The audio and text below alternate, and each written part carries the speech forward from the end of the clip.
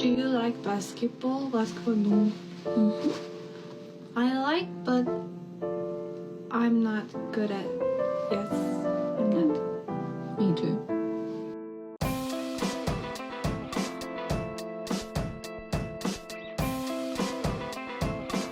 Did you see the sad news? Stacey King? Yeah, I can't believe this. This was the one good thing about the Bulls for the past decade, really, is Stacey King. I wonder what happened. Because he was pretty young. He was 59, it said, right? He's 59. As far as I know, I don't listen to his podcast, but as far as I know, he was fine. As a day ago, he was tweeting about the finals. He was tweeting, "Put Kelly Olynyk in, put him on Cat." No.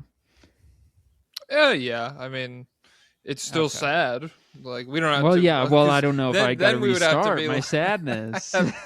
have to be like, I'm sad again. That happened to me the other night when I was recording, actually after the game that we're going to talk about, where it took me a bunch of takes to talk about the ending of the Spurs Knicks game 2. And so by the take that I finally included, my incredulity at the way the game ended, at the turnover and stuff, I was like faking it. I was like, when I first did my first take, I was like, whoa, I can't believe this happened. I can't believe this happening. What's up, guys? The game was crazy. I'm watching and I'm thinking this is crazy outcome. No way. Yeah. Rest in peace to Stacey King. I just saw the call he made. So is he Jimmy G Buckets? The G stands for gets. Yes, he has been everything. He is. That's one of my favorite calls ever. Really. He's Derrick Rose dunking on Dragic. I want to go higher. He's that's a great call too. Let me step back and kiss myself. That's whenever someone hit a step back. He would say hot sauce all the time. Yeah, he's had a lot of good ones. I cannot believe that we finally get someone who might get the team on track, inshallah, and we're not going to have Stacey King. This is a disaster. I feel bad. Like, obviously, I'm sure if you ask him, he's like, fucking Bulls could win no games ever. I'd always root for the Bulls. But yeah, he was that type of guy. But like, it sucks. This what happens the more you interact with different sports fans. You meet like the most kind-hearted old man who has just like he's seen it all. He's like, world be free. People don't talk about him. And then you're like, oh, what team do you root for? And it's like, I've been a Kings fan since they were in Kansas City. And it's like, dude, like, it sucks that you're pouring all of this energy into like just an absolute black hole of a franchise.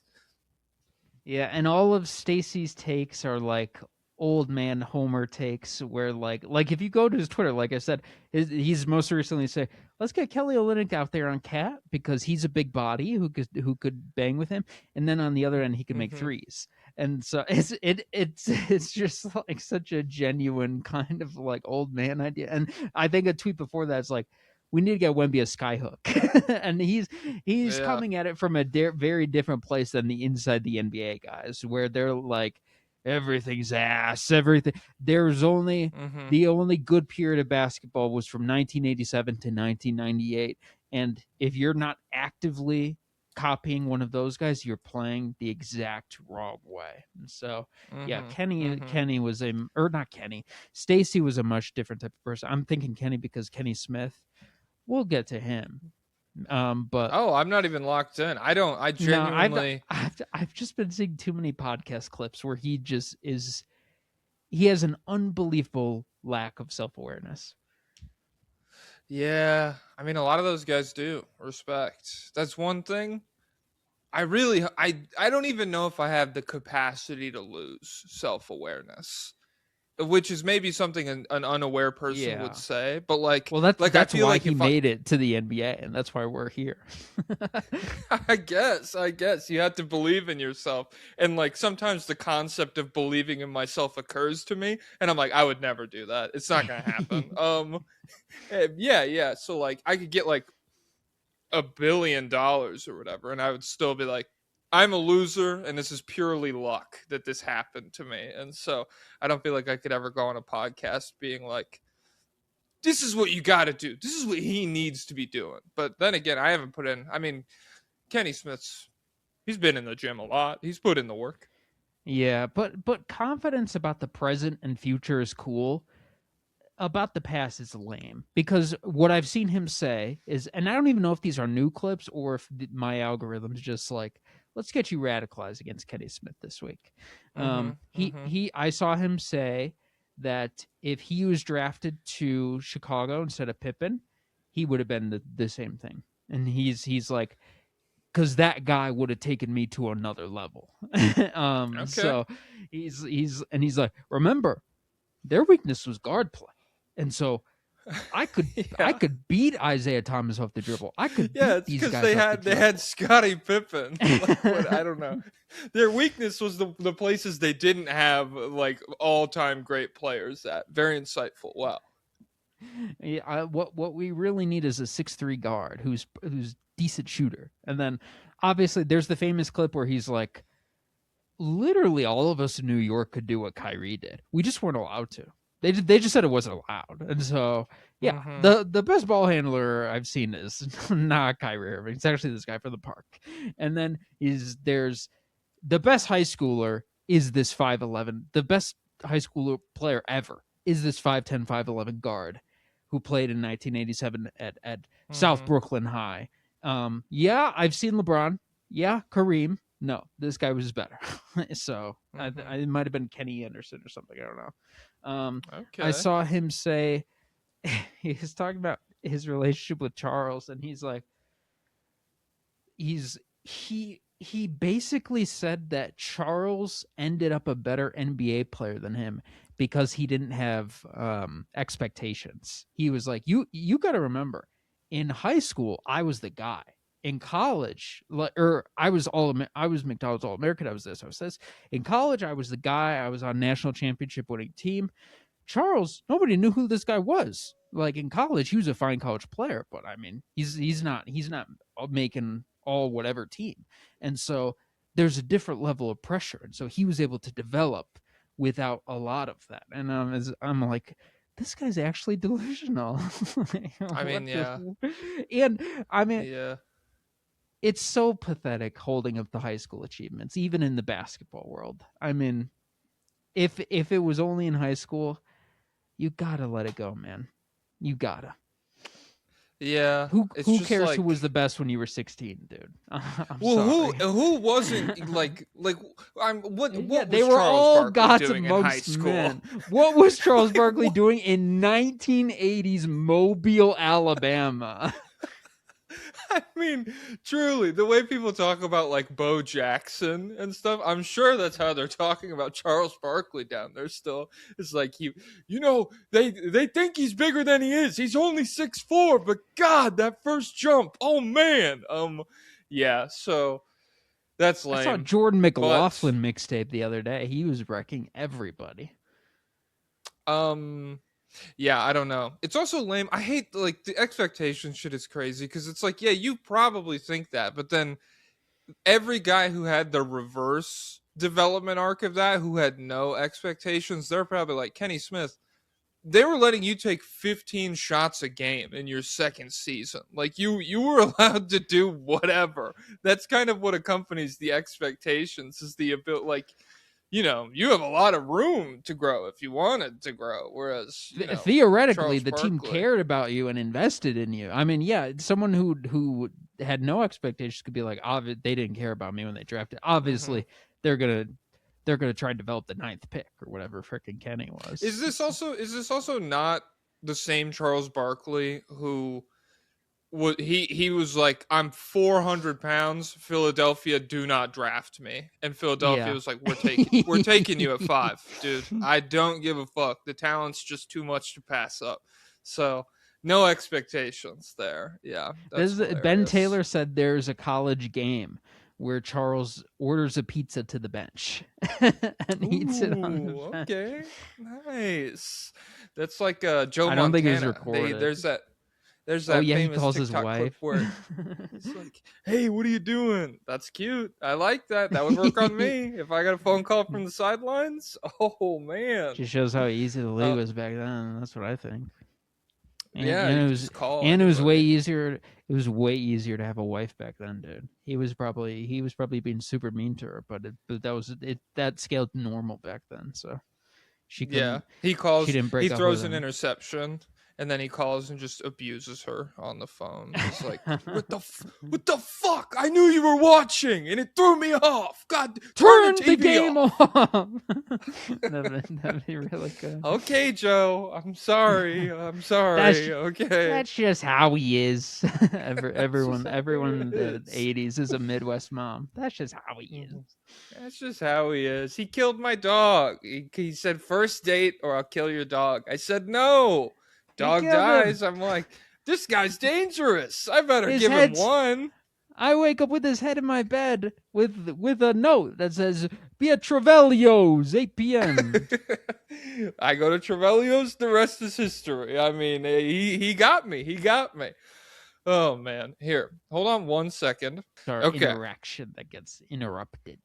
What I've been rewatching? I started rewatching it casually because I had nothing else to watch, and now I think I'm fully locked in. Hunter x Hunter rewatch, and oh my god, I did that like a year and a half ago, I believe. It's so good.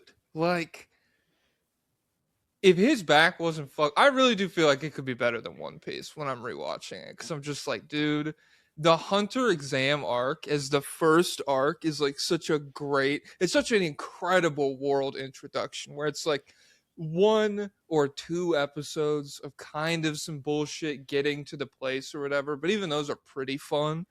And then you're just fucking off like a rocket. Oh my god, it's so sick. So yeah, I'm going to be thinking a lot about Nen.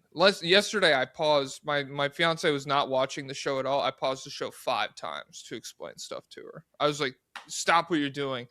Freaking Chairman Netero just showed up. Oh my god, dude, he's faster than sound. Holy shit. So yeah, that's what I've been on lately. Let me guess, you didn't have to stop and Google it yourself and make sure the explanation is correct, because it was probably conveyed in a more clear way. This is a JJK shot. I haven't gotten to the Nen.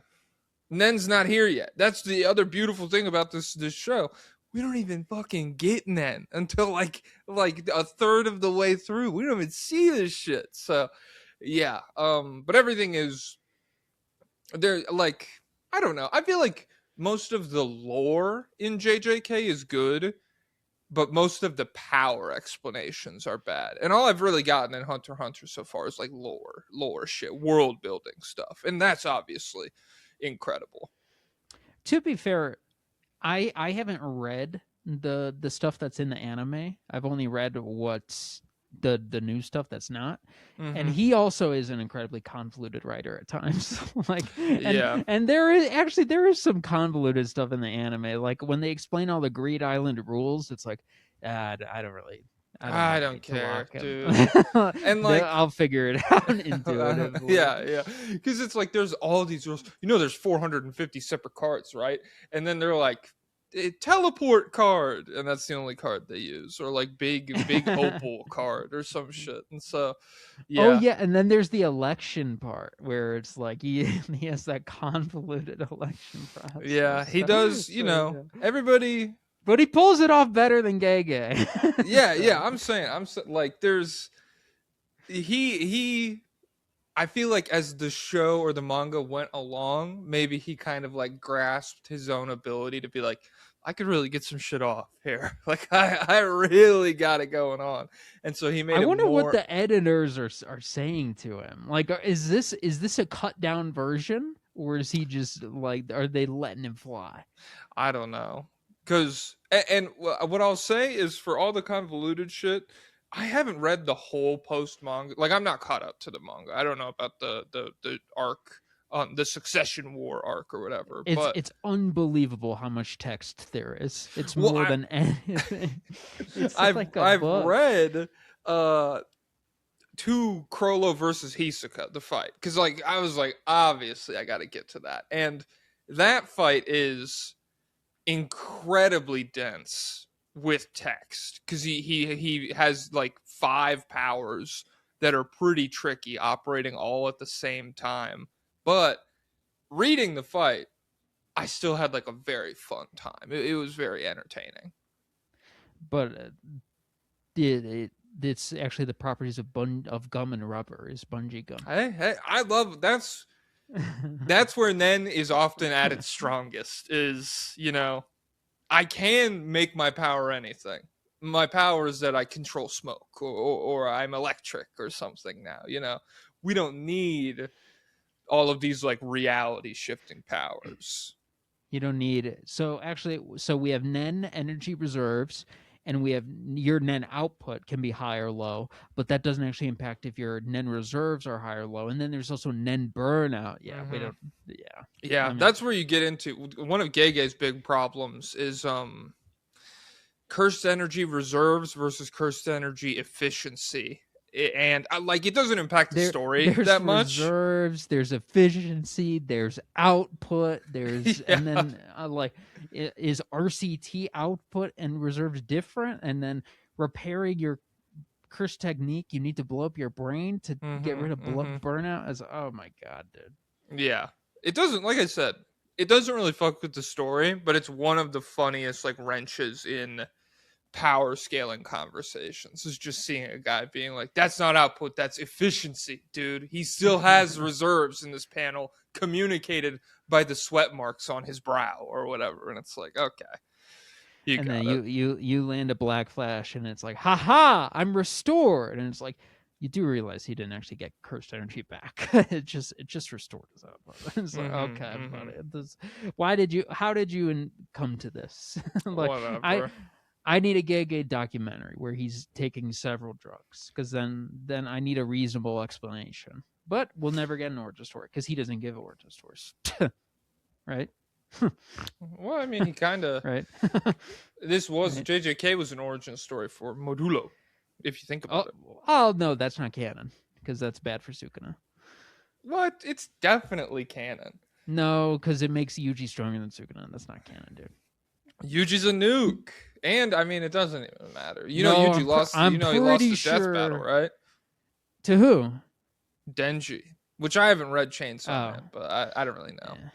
No, I'm pretty sure Yuji actually went 70 years without improving. And narrative feats don't count, guys. And he's featless, except the dismantle nuke, that doesn't count. So, and they didn't say the words black flesh at will on the panel. So that's not It was true. a coincidence that he hit one. He wasn't planning to do that. He happened to get lucky in the one snapshot we see. So yeah, mhm. and he's literally doing a ton of hand signs inside his pockets. It was not effortless when he has his hands. When in he his did the pockets. domain, yeah, he was trying to aura farm, and he got you clearly. Clearly, he got you, the reader. But I see past these little tricks. I remember when modulo spoilers, everybody. I remember when Dabura was fighting week to week, that the power scalers were in shambles because they're like, he doesn't have a domain. He's never gonna have a domain. You can't just come up with a domain. He's never seen one, and then he did. And they were like, okay, well, and it's expansion and amplification. Sukuna still wipes, and then it's like, what would he figure out with 10 more minutes? I know, Sukuna? yeah. What if he was fighting? We can't know. It's not stated. We can't know. I'm not the author, dude. It's only Gege. We can only say what's stated. Oh man. The only thing. Hunter x The Hunter. only thing. Oh, what? Yeah, you finished what you're saying. I was good. I'm just saying, Hunter x Hunter rewatch all summer. That's the plan, and so I'll finish that, and then I don't know. I watched episode 1 of Widow's Bay. Oh my god! I've heard it's good. I've heard. Well, You go. I was laughing out loud every 2 minutes. Oh my god, it's so funny. It's I feel like they made it I feel like I'm in a Truman Show type thing. And they made a show that they know I'll like. It's crazy. Damn. Okay. I want to watch it, but I'm in season 4 of The Wire. And so literally I've had probably 5 separate people tell me to watch Widow's Bay, and every time I go, I can't. I'm watching The Wire right now. And so I would watch it, but I want to watch it with my fiance. And so I'm not going to I'm not just going to throw on Widow's Bay and leave her in the dust, but it's getting a lot of hype. So I hope by the time I get around to it, it's still good. Summerween vibes, Summerween. But yeah, the only thing that makes me as upset as JJK, Sukin, and Glazing power scaling discussions was this freaking game. Freaking Wemby, dude. Okay. This is, I suppose it's good that we waited this long to talk about it. If you guys didn't, we would have gone yesterday, but Pablo's internet's been fucked because God's conspiring against us. He doesn't want this show to be successful, but we're fighting against him. We're literally about to break into the top 300 Patreon podcasts. What did I text you? We're 304 or something? Yes, we're 304. So, dude, guys, we're literally about to be top 300, and they're terrified of what that's going to do to the industry. So Joe Rogan's in the freaking ground cutting the internet wires to have the internet in them, dude. He doesn't even have a Patreon because he's terrified he won't break top 300. He'd be embarrassed. He'd be fucking embarrassed by the state of the league, guys. Yeah, so it's good that he's paying more in rent than we'll ever make off this. It's humiliating for him. Probably because he's got that big sign in the back of his studio, and that probably cost $2 million. And he's got a big TV, right, in the room with him that they could pull stuff up on. I think so. That's got to be. Yeah. I mean, TVs are cheap, but a big one like that's got to be several thousand. That got $7,000, dude. Mm-hmm. Yeah. So it's good that we waited because you got to rewatch the game and I got to watch Hunter x Hunter, and so we both have watch it live. we both have an interesting kind of angle to, because I kept saying to myself I should really rewatch the end of this, but I did watch. I watched different film that pertains to what we're going to be talking about today. I went back and rewatched every turnover LeBron had in the 2011 finals. That was my homework for today. Were they bad or what? Mm-hmm. I mean, I've seen a bit of highlights pop up on Twitter, and it's like just him running off screens to catch a 15-foot mid-ranger and just missing. It's like, God, how did anyone watch this garbage? Like this can't is the speak worst sport in the world. I will say, I can't speak to the offense being played, like scoring by him or anything. I just went back and rewatched the turnovers because after game 1 he averaged, I think, 5 turnovers a game to close out this series. And so it was a combination of, they were very strict about traveling rules back then. And he was kind of like the face of it a little bit. The way that like Shea gets flopping, he's the lightning rod for all of that. LeBron and the gather step back then was something that like they would talk about on ESPN. He's traveling every time. You know that, right? He travels every time he does a layup. And that was like a euphemism for slurs because they were, yes. I mean, like back in the day, like Allen Iverson palms the ball too much. That's not how you play the game. Yeah, that is not the white way to play the game. And so too much so swagger. Dude, hey, if I was a conservative in 2001, I'd be freaking the fuck out too. Between the towers falling and Allen Iverson balling like that, it's just like a complete culture shock.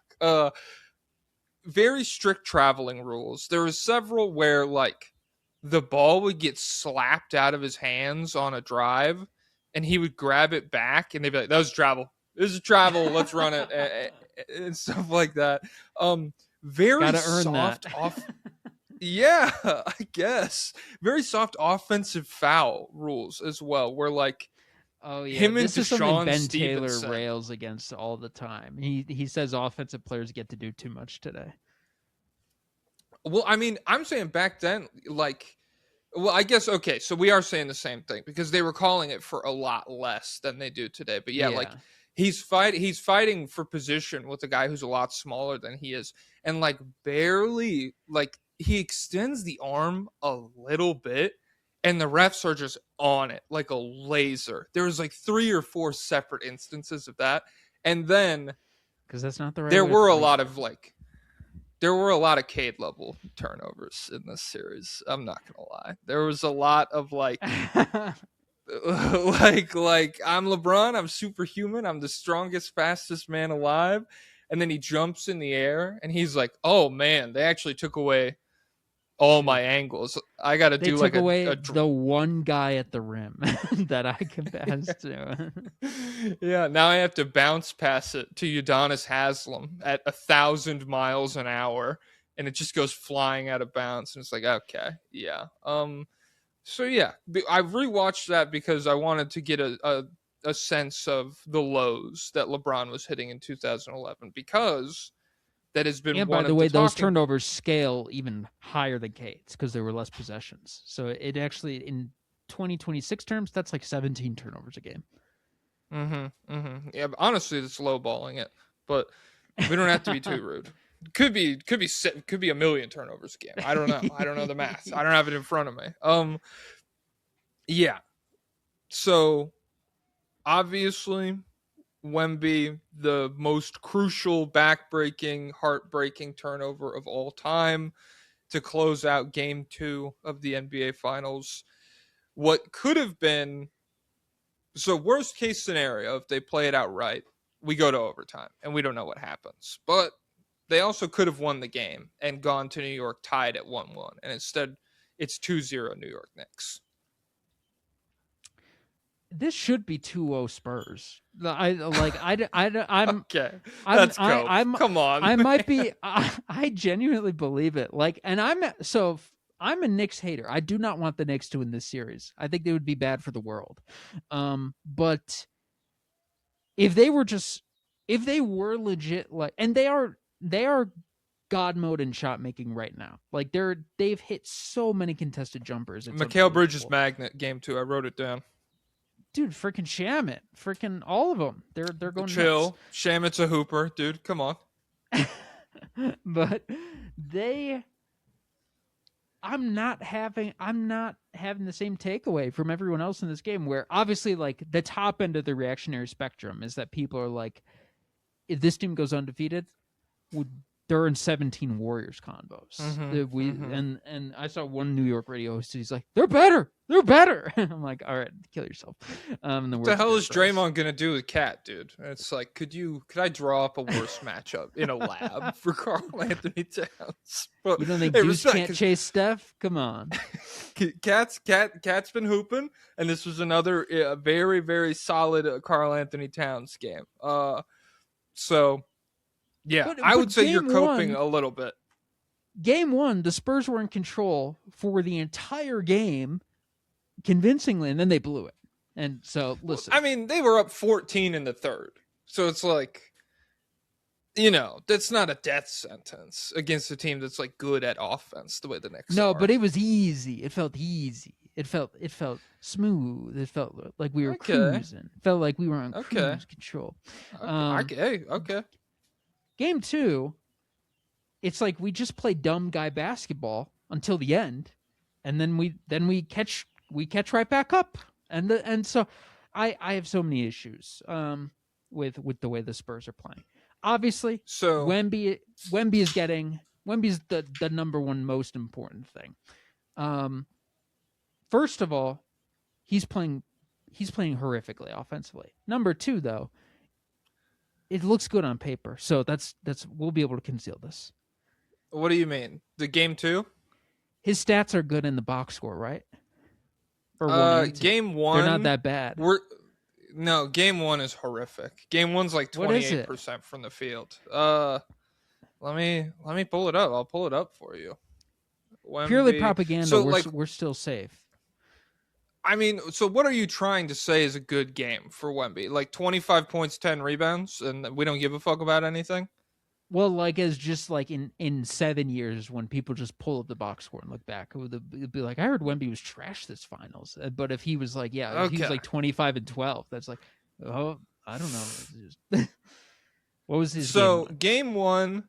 Game one is 26 points, 12 rebounds, 4 stocks, 2 assists to 6 turnovers, 6 of 21 from the field. So 26 points? 26 points on 21 shots. Beast mode, dude. No, no, that looks good on paper, dude. I'm saying that's as good as friggin' Brunson's game. You can. Well, it's different, dude. Somehow, it's no, it is different, dude. But on the paper, with this can be spun. No. So game one, I think, is probably beyond saving. Game two, though. It's salvageable. Edit those damn balloons out. This is not a celebratory time. Let me see. Hold on. There we go. Rain. Game two. Okay, good. Game two, 29 points, 9 rebounds, 6 stocks, 2 assists to 4 turnovers. But he does go 11 to 21 from the field, and he really takes off in the second half. He had a very because he was in Jokic Jimmy Butler mode the first half. He's like, let me just evaluate. Let me monitor the situation. I don't need to take any shots here. Let me conserve energy by not playing good on defense either. He wasn't horrific on defense, but I mean, so the Knicks are doing a much better job. Well, no, actually, let's start offensively. So here are my issues with Wemby offensively. Okay, threes are fine, but you got to chuck them up because the latent spacing that Brook Lopez has made so famous, and it's such an industry standard. Wemby's latent spacing is doing zilch for this freaking team. Absolutely nada. What happened to Stephon Castle being a superstar, guys? I thought it's him, Harper, and Wemby. If he was as good as you guys freaking say he is, I think he'd be able to beat Mikal Bridges off the dribble. God, I hate that he doesn't jump on the layups. He blew the 1 point blank layup in this game because he did it because he's like and then he just gets blocked by the bottom of the rim. Just jump. they're too small. I mean, God. But yeah, this is not a talented offensive team, but still Wemby should be enough to power this team in the half court because as a roll man, he's got Zion gravity. They're dedicating at least 3 bodies every single time. But and so even if you don't actually do anything, just moving in the direction is a positive for the offense because it'll create an open 3, or then you get to attack off the closeout and get them into rotation, which is what they're freaking doing to you the entire time and ripping you apart. It's just, but he's just hovering. He's just hovering on the perimeter. And he's like, my latent spacing has pulled their elite rim protector, Karl Anthony Towns, away from the rim. No, it's not doing anything, Wemby. Number 2, his screens, I don't think he's ever, has he ever made contact with his body on a screen? He's quite a poor screener. He just runs behind people, puts his hands on their lower back, and that's really cool because sometimes he just shoves. Sometimes he'll just push someone, and he'll be like, "That was a screen." That's cool, dude. Though. He's like, "That's a hard it's screen." Legal. Like, is there a translation issue? Does le screen? Does that mean le push? Like, Jesus Christ, Wemby. When he is in the dunker spot, that presents a ton of problems for the Knicks because when they drive, Towns or whoever's guarding him doesn't want to leave him because they're worried about the lob threat. And yeah, just naturally he draws attention down there.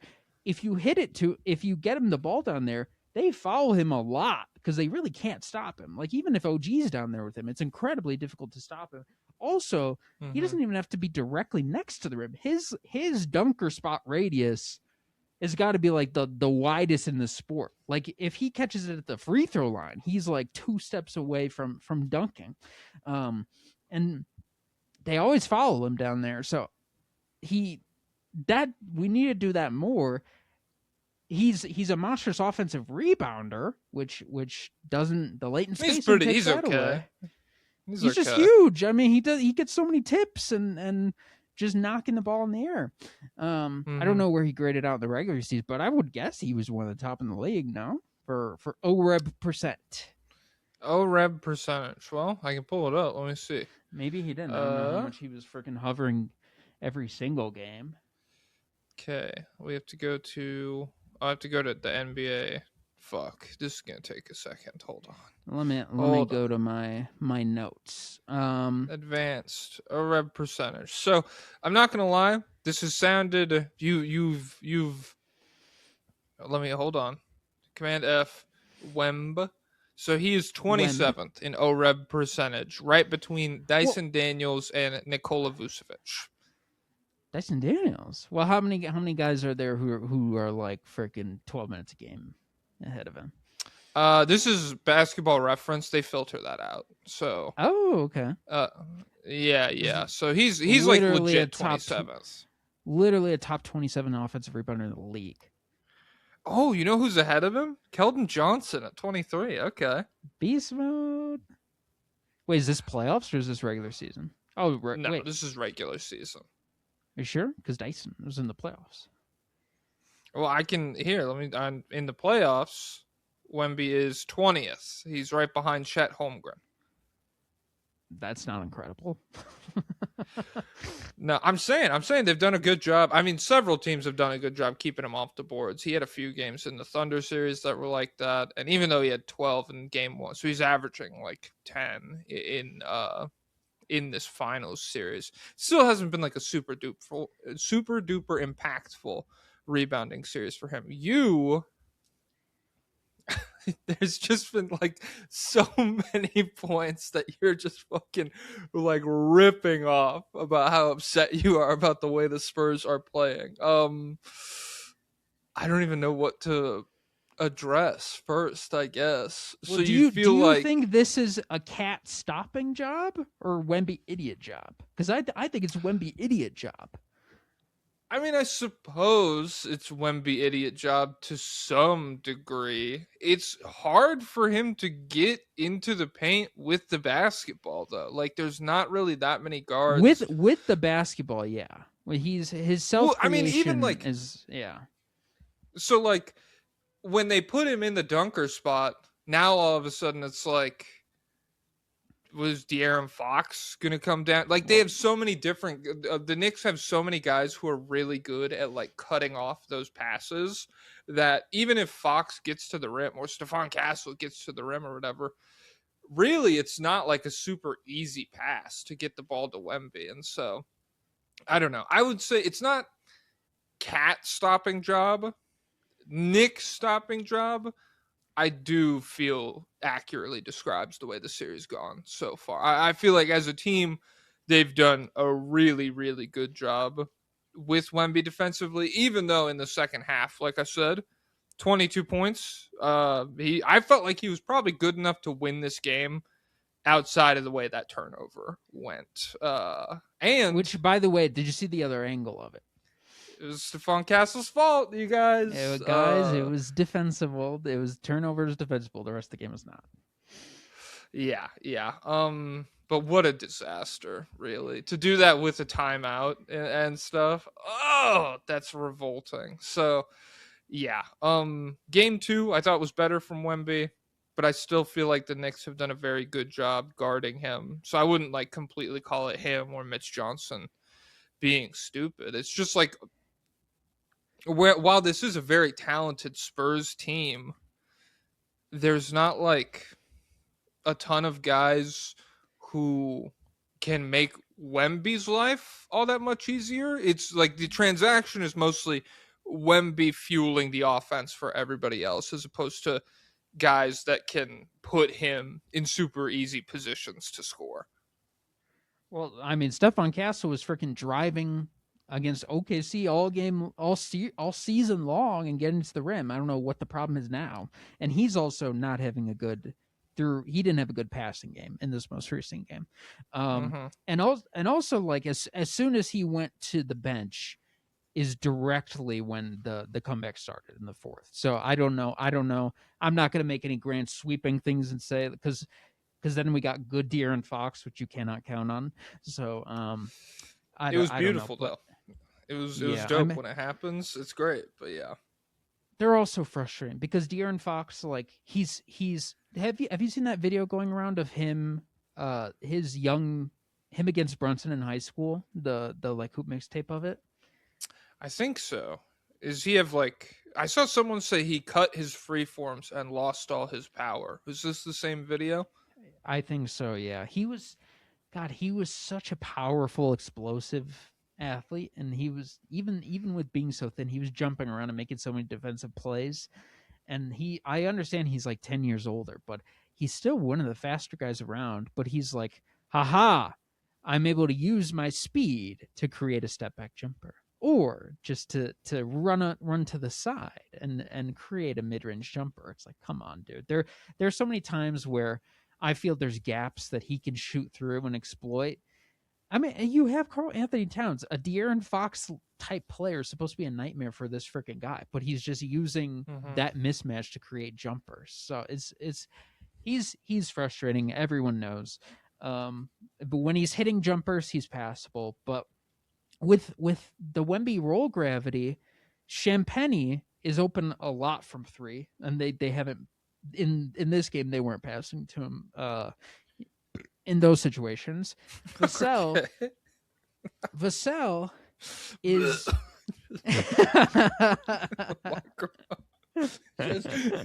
Champagne. What about Vassell? What do you got from it? What's Vassell? What does he shoot? What is he shooting? What do you shoot from three in these? 3 of 7 in this game. Oh, really? Okay. I mean, But in the first game, he was terrible. So I don't know. He's really like game to game. Honestly, I feel like he's been more bad than he has good from three. But he's wide open a ton from three. But he's also a guy who's supposed to have a little pull up mid range game. So I don't know why we should be able to attack with him. And yeah, Harper Wemby pick and rolls should be unstoppable realistically, because just having to make that decision of like, if you're Cat, having to make that decision of like, do I step up to Harper? Or do I hang back with Wemby? Am I able to disrupt this pass? Like, Harper is a guy who can really like get to the rim against anybody and finish with anyone. He's unbelievable. But we're just not he's going been that crazy too much in this series. Yeah, and then but my bigger issues, I think, are with the Spurs defensively, because why are we so the Knicks? If we send help, they spread the ball around, and then they score 1,000,000 points on you. You can, I mean, Yes. 10 years ago, JJ Redick is on his podcast saying, if you get into rotation in the NBA, you are dead. You are already dead. There is nothing you can do. But the Spurs are like, hey, we've been having success with the rotation so far. That's because you were closing out to freaking Toumani Camara and Denny Avdia, who was in round chill. two. Jaden McDaniels, freaking all these chumps on OKC. Everyone can shoot here, and they can shoot with your freaking hand in their face. Stay home. And then the comeback is because they stay home. I mean, like Jalen Brunson's not even killing you 1v1 in this series. Like, we can live with, and if you're a Knicks fan and you're upset about the physicality on Jalen Brunson, that is valid, because they're just beating the crap out of him. And the refs are truly, like, yeah. Let him play, boys. punch his little ass. Full court pressure, and Richard Jefferson on the call in this game probably 4 separate times in the final 5 minutes was just like, I think the physicality's going too far, you guys. Like, I like to see him play, but this is just a lot. They're really letting him have it right now. And so, he's like, this is what we did to Steph Curry. They're hitting him like we hit him. We were hitting him.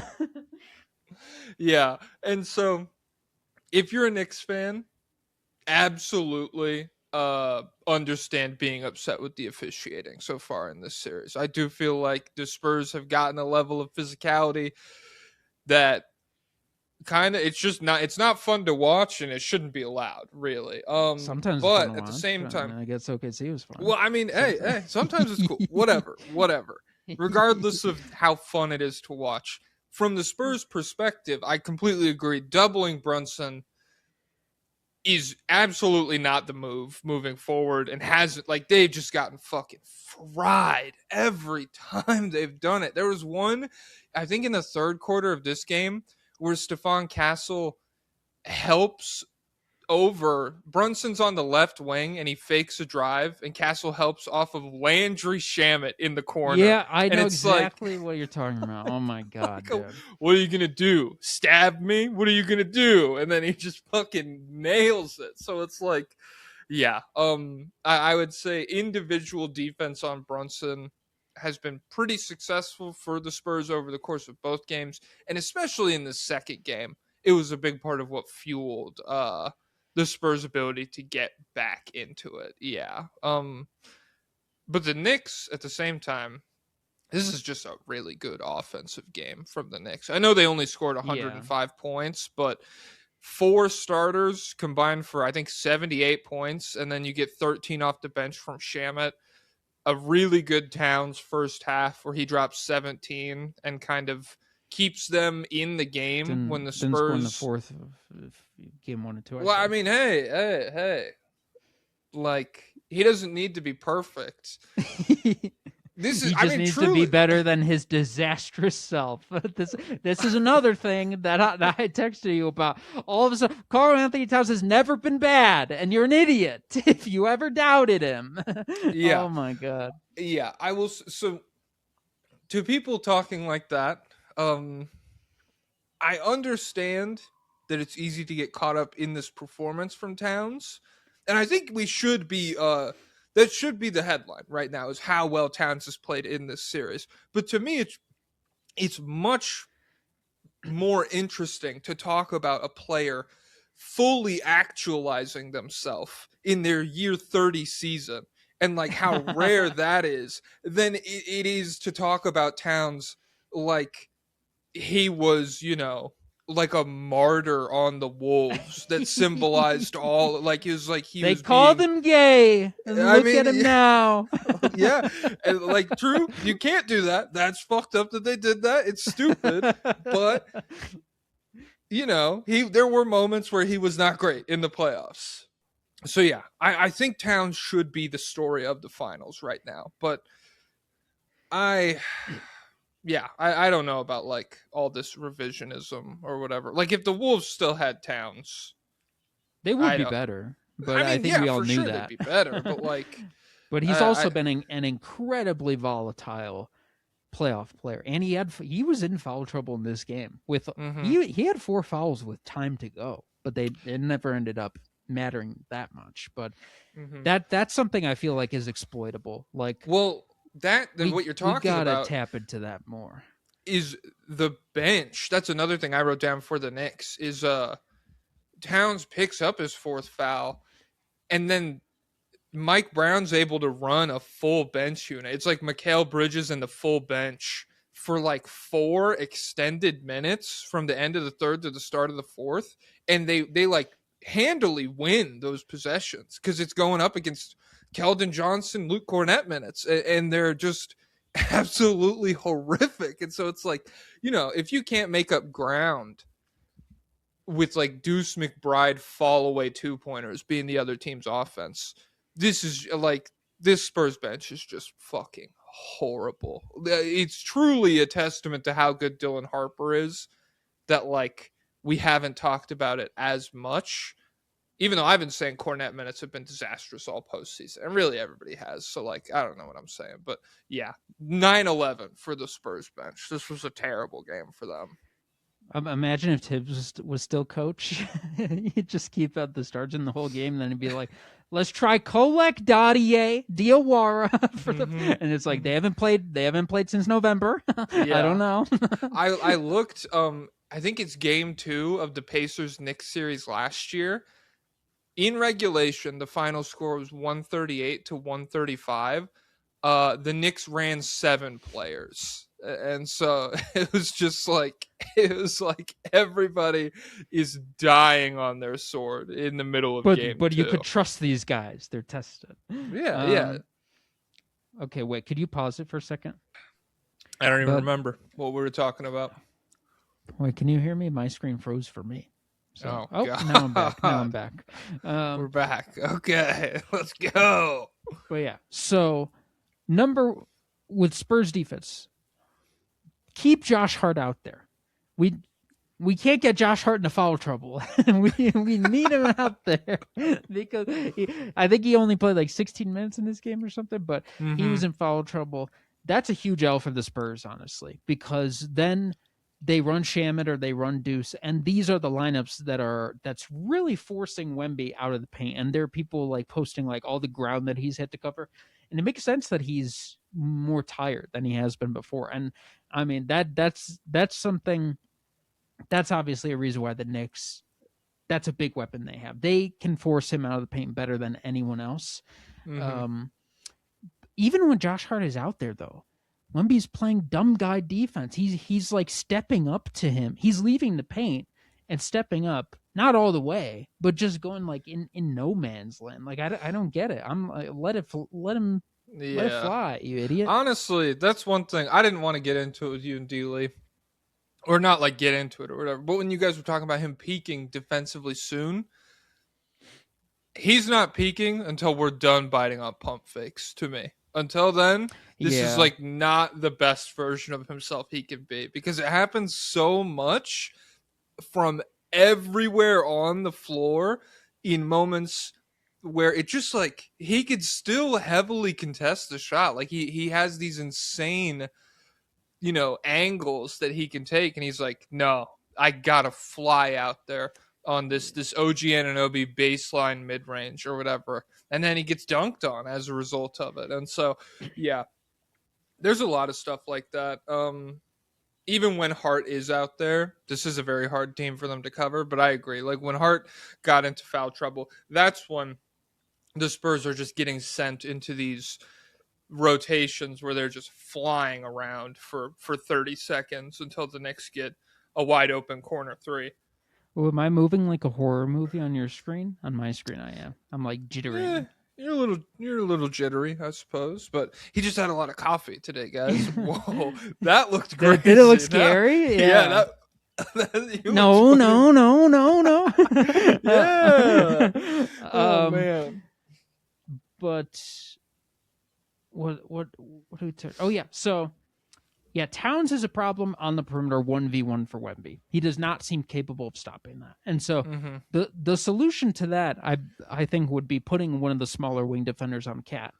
But in this game he torched Castle a couple times. Well, the Spurs they have fake wings, dude. These are all fake wings. You need like Champagne's like 6'8", right? He's supposed to be big. He did no. You need like a PJ Washington size guy. A Harrison Barnes. I'm saying, like, I mean, Harrison Barnes is the right height, but it's like, no, I do not think any of the Spurs wings can really fuck with Cat in a way that matters. Like you don't need to hang strength wise because they're just not going to. But you got to bother the dribble because this is a guy we've seen. You can definitely force him into mistakes off the dribble by poking at his. I mean, that's been the theme of these playoffs is these big guys who can't handle the ball.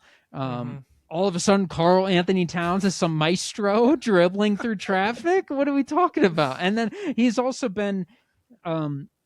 He's always been capable of making incredible passes. He had one in this game where like he did a wraparound under the rim to the opposite corner, but he's still a guy who, if you speed him up and you bother him, he'll make mistakes, plenty of mistakes. So, but I think the issue with their coverage in this game, putting a small guy on him, was they didn't have Wemby and help from behind. So I think you got to put the small guy on him to bother the dribble and still have Wemby hanging up behind.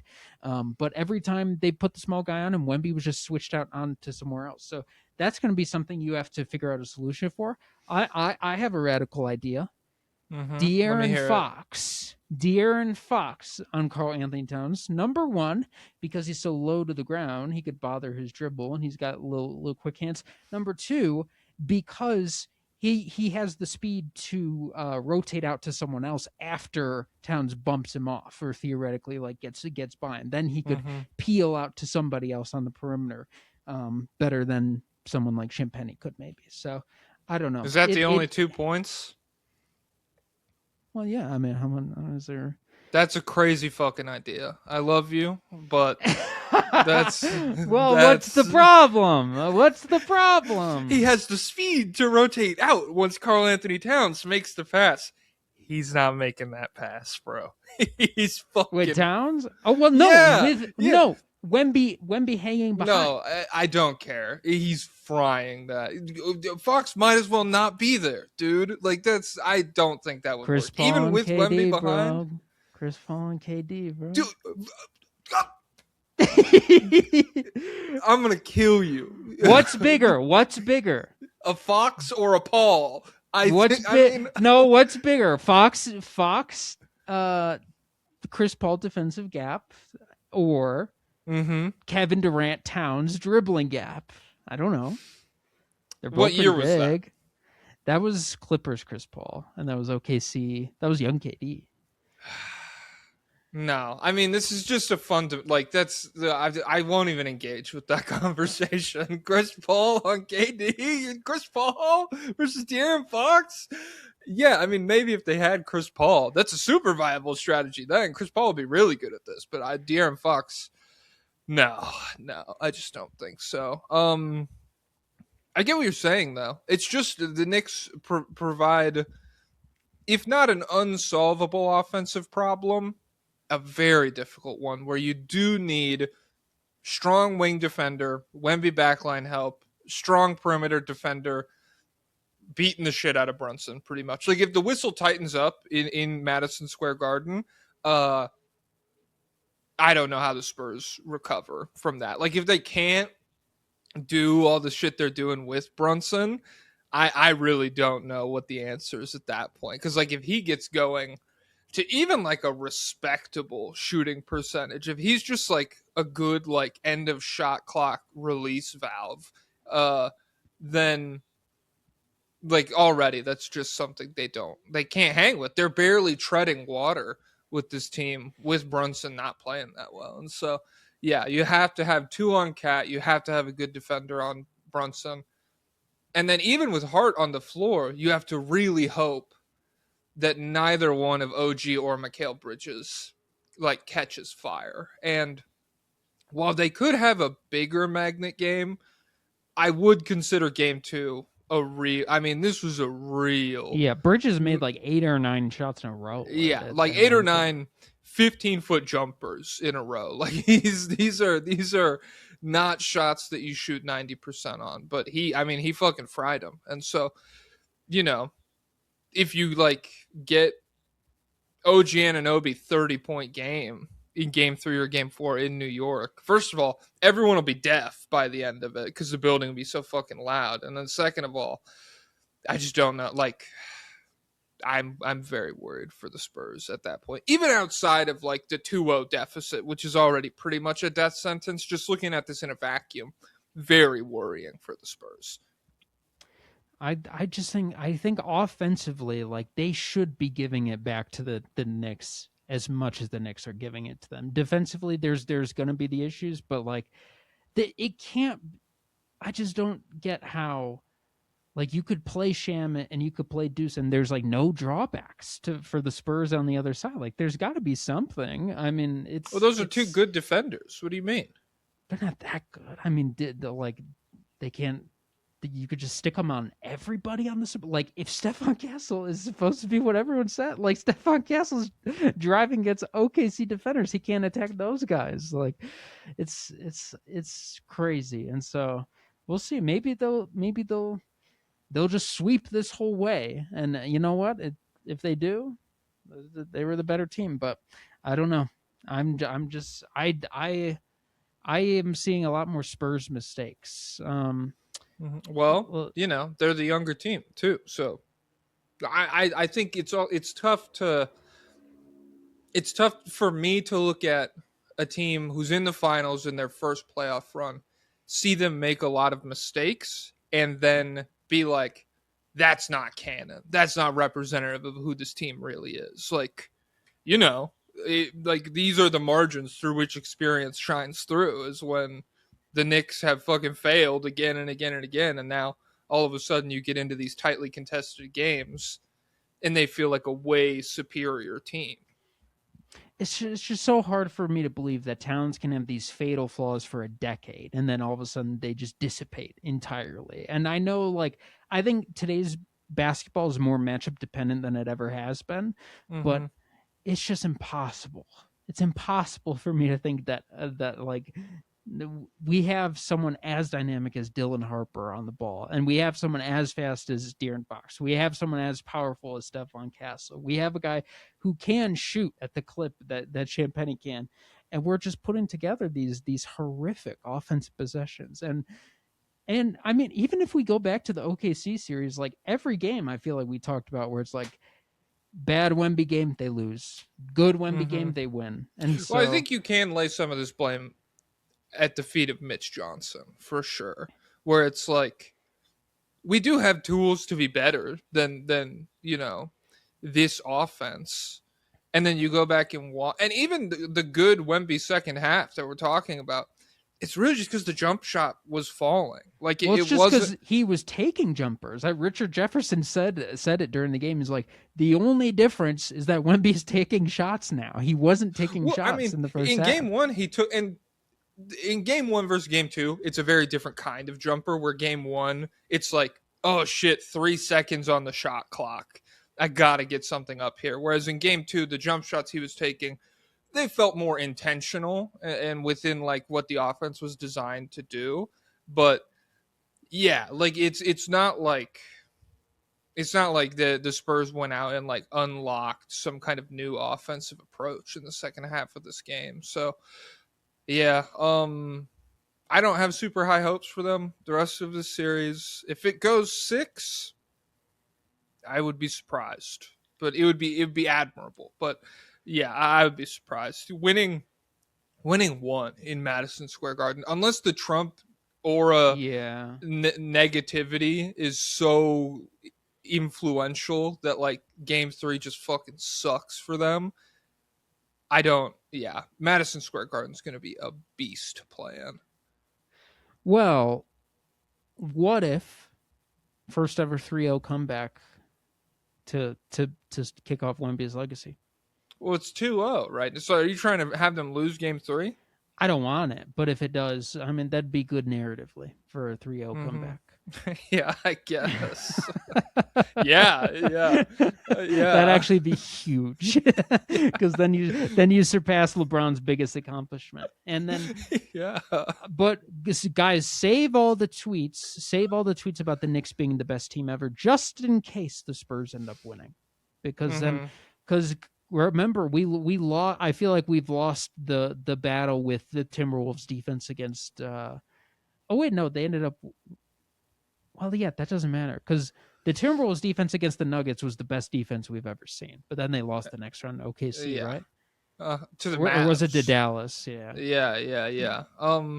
Luka doesn't get that legacy boost. I had a funny moment like that a few days ago where I was like going through my bookmarks to like find a reaction image or something, and I scrolled down to where in the timeline the Nuggets were playing the Wolves, and it was a bunch of bookmarks like Nuggets are complete frauds, and I was like ready to circle back on them, and I was just like, damn, they were right. And I just like removed like 20 bookmarks from my I was like, cooked me, you fucking fried my ass, what can I say, man? So do we have any lobbyist requests? I know you put those out yesterday, and we should do those. Do you want me to pull them up because I have more internet than you do? No, I do already have them pulled up. Hold on, I need to respond to this text really quick. Okay. So here's a little. Well, I actually, I could read one out, and you could respond to it. Okay. Okay. New York Knicks. We'll start with the Knicks. This is from Pete. Hey, jerk and off. Don't you feel stupid now? Jack, plug in your fucking Ethernet at the beginning of the episode. My question. I did. Assuming the Knicks win the finals, they will. What effect will this have on roster building? Typically, teams try to emulate champs in building roster to some extent, but it seems unlikely that unreal 6-foot guard and 7-footer that figures out defense after 10 years in the league is a replicable formula. And two great players with depth and good role players isn't exactly revelatory. Also, should Brunson or Cat win Finals MVP if the Knicks win? Or Cat. should Wemby for his game ceiling to hand for his game sealing turnover to hand the game to the Knicks? Okay, respond to the text. So there's several things here. What impact will this have on team building? Almost none. I would say more than anything, this Knicks run will probably embolden a bunch of different teams who are taking unique stylistic approaches to their builds, and it will embolden them to be like, we can do this if things line up like this. You don't have to have like a perfect roster construction built around the unanimous MVP or like a Shea Jokic level guy. If you have the right players in the right spots and you get the right matchups, this can be done. So as far as team building goes, I would expect it to be more along those lines than it is anything like we're looking for the next Brunson or we're looking for the next Towns, because yeah, we could honestly commit like a whole, maybe a half of an episode to how unique this Knicks team build is, and how much of it really boils down to the fact that Brunson was willing to take like $100 million pay cut the last time he took that extension, because that's what all of this rests on. So that's like when you talk about we need an elite 6-foot guard. Yeah, not just that, but also we need him. Money laundering operation. Yeah, we need him to get paid like the 40th best guy in the NBA to have this function. Finals MVP, I think it's 1,000% gotta be Towns right now. After game one, the Brunson clutch aura farming, it has a lot of sway, and if it happens over the next few games, I could see him stealing it. But like especially if Wemby continues to get mogged like this, I think there's just way too much kind of narrative weight behind all of the stuff that's happening with Cat right now. And it would be, to me, much more legitimate than we're starting Andre Iguodala. Oh, all of a sudden we won the finals. Iggy's the finals MVP in 2015. This is much more. Towns has been as good as Brunson for most of this postseason run and has been a lot better in the two finals games. Yeah, as far as roster construction, I will be interested to see how the narrative looks at the end of it, because this is not a series where that solidifies small guards can be the engine of your team and do everything. But some people might take it that way. So I think it could have a boost.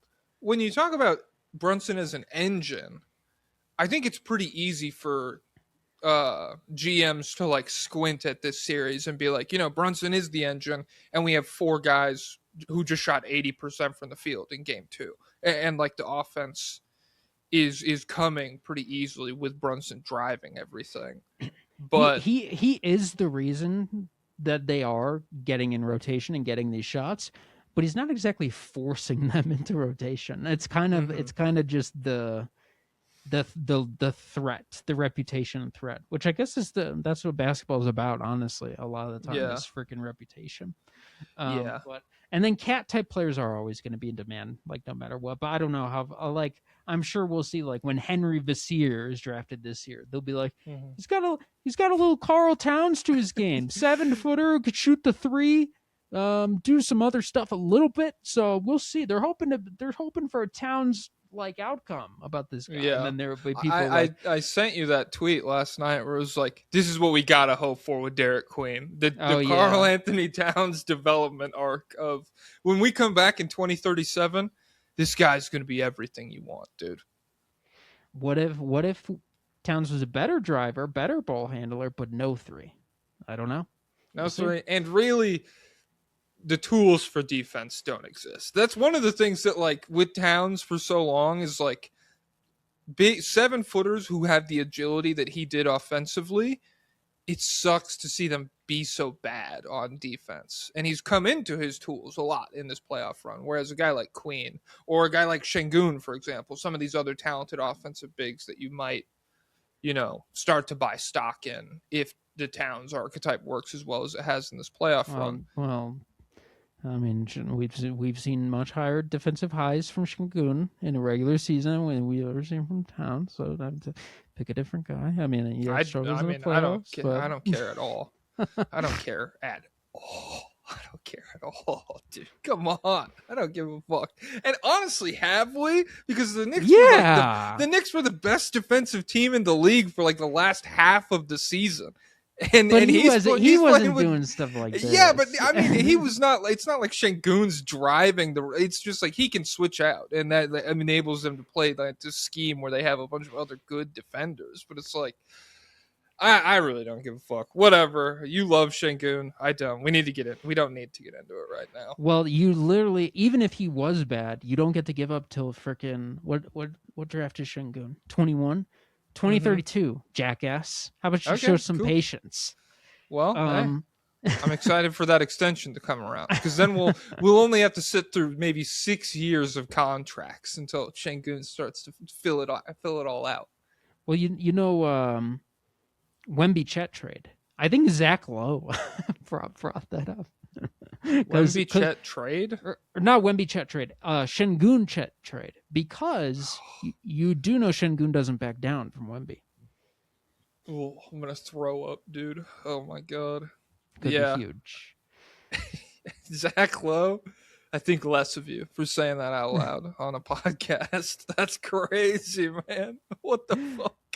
Caleb Wilson Believer says 5 first-round picks, make it 6. Also, Pablo, you're going to have to switch up on Caleb once he launches the Bulls back into another dynasty. God, what a freaking year. The Knicks beat my GOAT, and Caleb Wilson propels my team. I thought he was talking Indiana Bears legend, Caleb Love. Wait. Caleb Williams.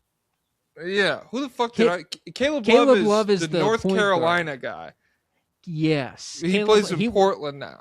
He was on North Carolina. I forget who was who, but either he slept with his teammate's girlfriend or his teammate slept with his girlfriend. Then he went to Arizona. Now he's on Portland. And once the new owner came in, he said, "You don't get to go to the game. Sorry. You don't." That's two very different aura paths there. Either his teammate slept with his girlfriend, I get cucked and I'm leaving to Arizona, or I slept with my teammate's girlfriend. I get too much play. I gotta leave. They're extraditing me to Arizona. Well, don't worry. There's baddies in Tucson, I've heard. But yeah, it's the picks don't feel too bad for Bridges now. Is one of them 2032? Might as well be if I had to guess. Let me see. Hey, but if it gets you this far, it works out. I mean, yeah, really. What the fuck do I like? That's kind of the confirmation bias of everything is, they win the title. Small guards work. We need to find Towns. Send all your picks into space or whatever. We need offensively minded centers who we can turn into Wemby stoppers on defense, and we need small guards. 2031. So they actually still have their 2032 pick, it looks like. They gotta flip that quick. Yeah. See if you can get 2031 back from Brooklyn for 2032.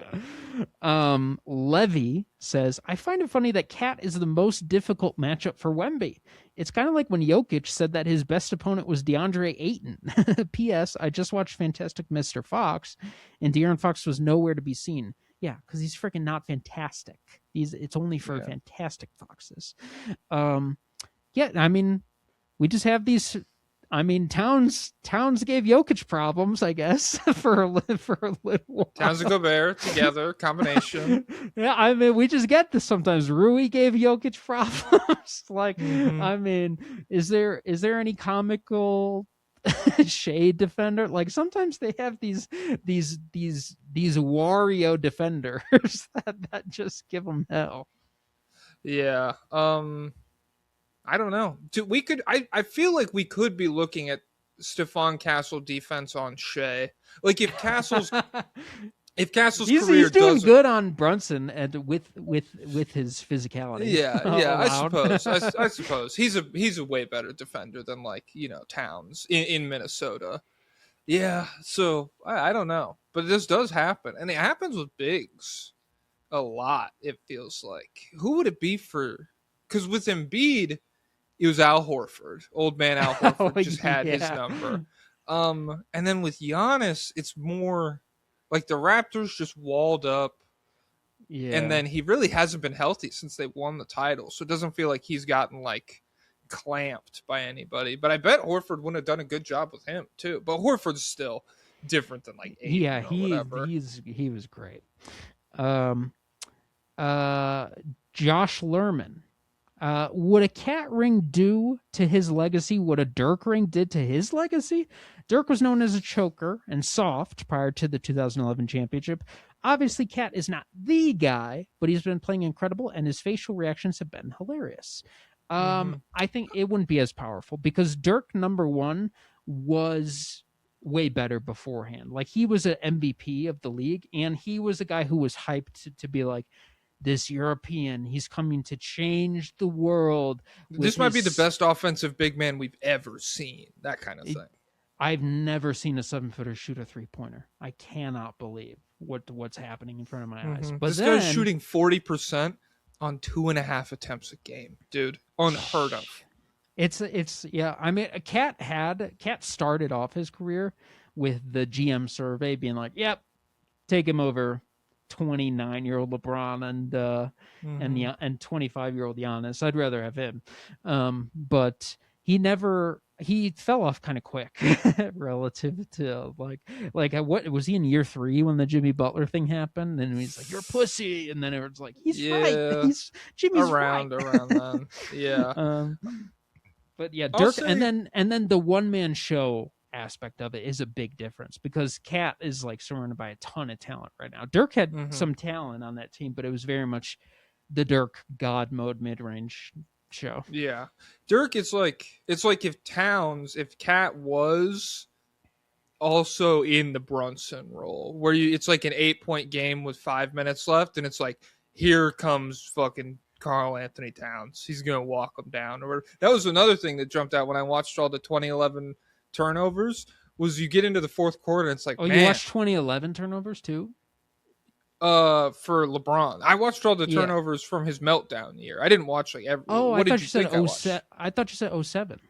No, cool, because that's one thing I wanted to talk to you about is that people have been talking about this dynamic of like it's 07 because he's very young and they weren't expected to be here yet, but then other people are like, this is a talented enough team to win the finals. This is his 11 moment. 3 top 5 picks. Well, guys, Wemby's one of the picks. Another one is Castle, who is one of the worst drafts ever. It's not a normal top 5 pick. Unless it's a rookie, dude. Come on. Who's better, Mo Williams or Fox?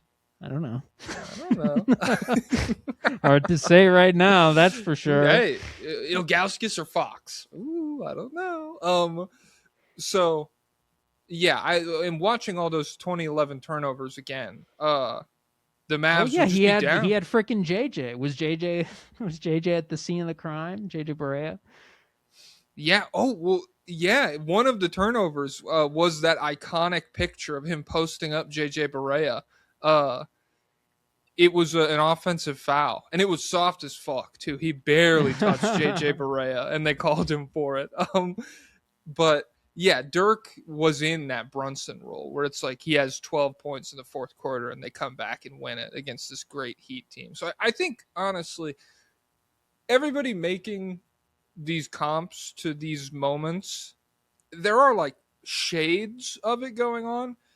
just to a much less dramatic degree. Like, yeah, you can say Wemby's choking, but he's not like 29-year-old best player on the planet type shit. And you can say Towns is redefining his legacy, but he didn't lose in the first round after winning like 70 games with the Mavs or something. So, yeah, I think it will help Towns' career for sure, but it's not going to be like Dirk stuff.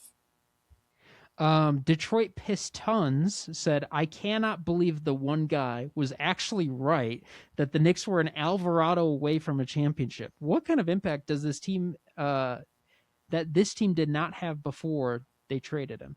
I was thinking about that too. When Chris Persanian came on, he's like, we're good.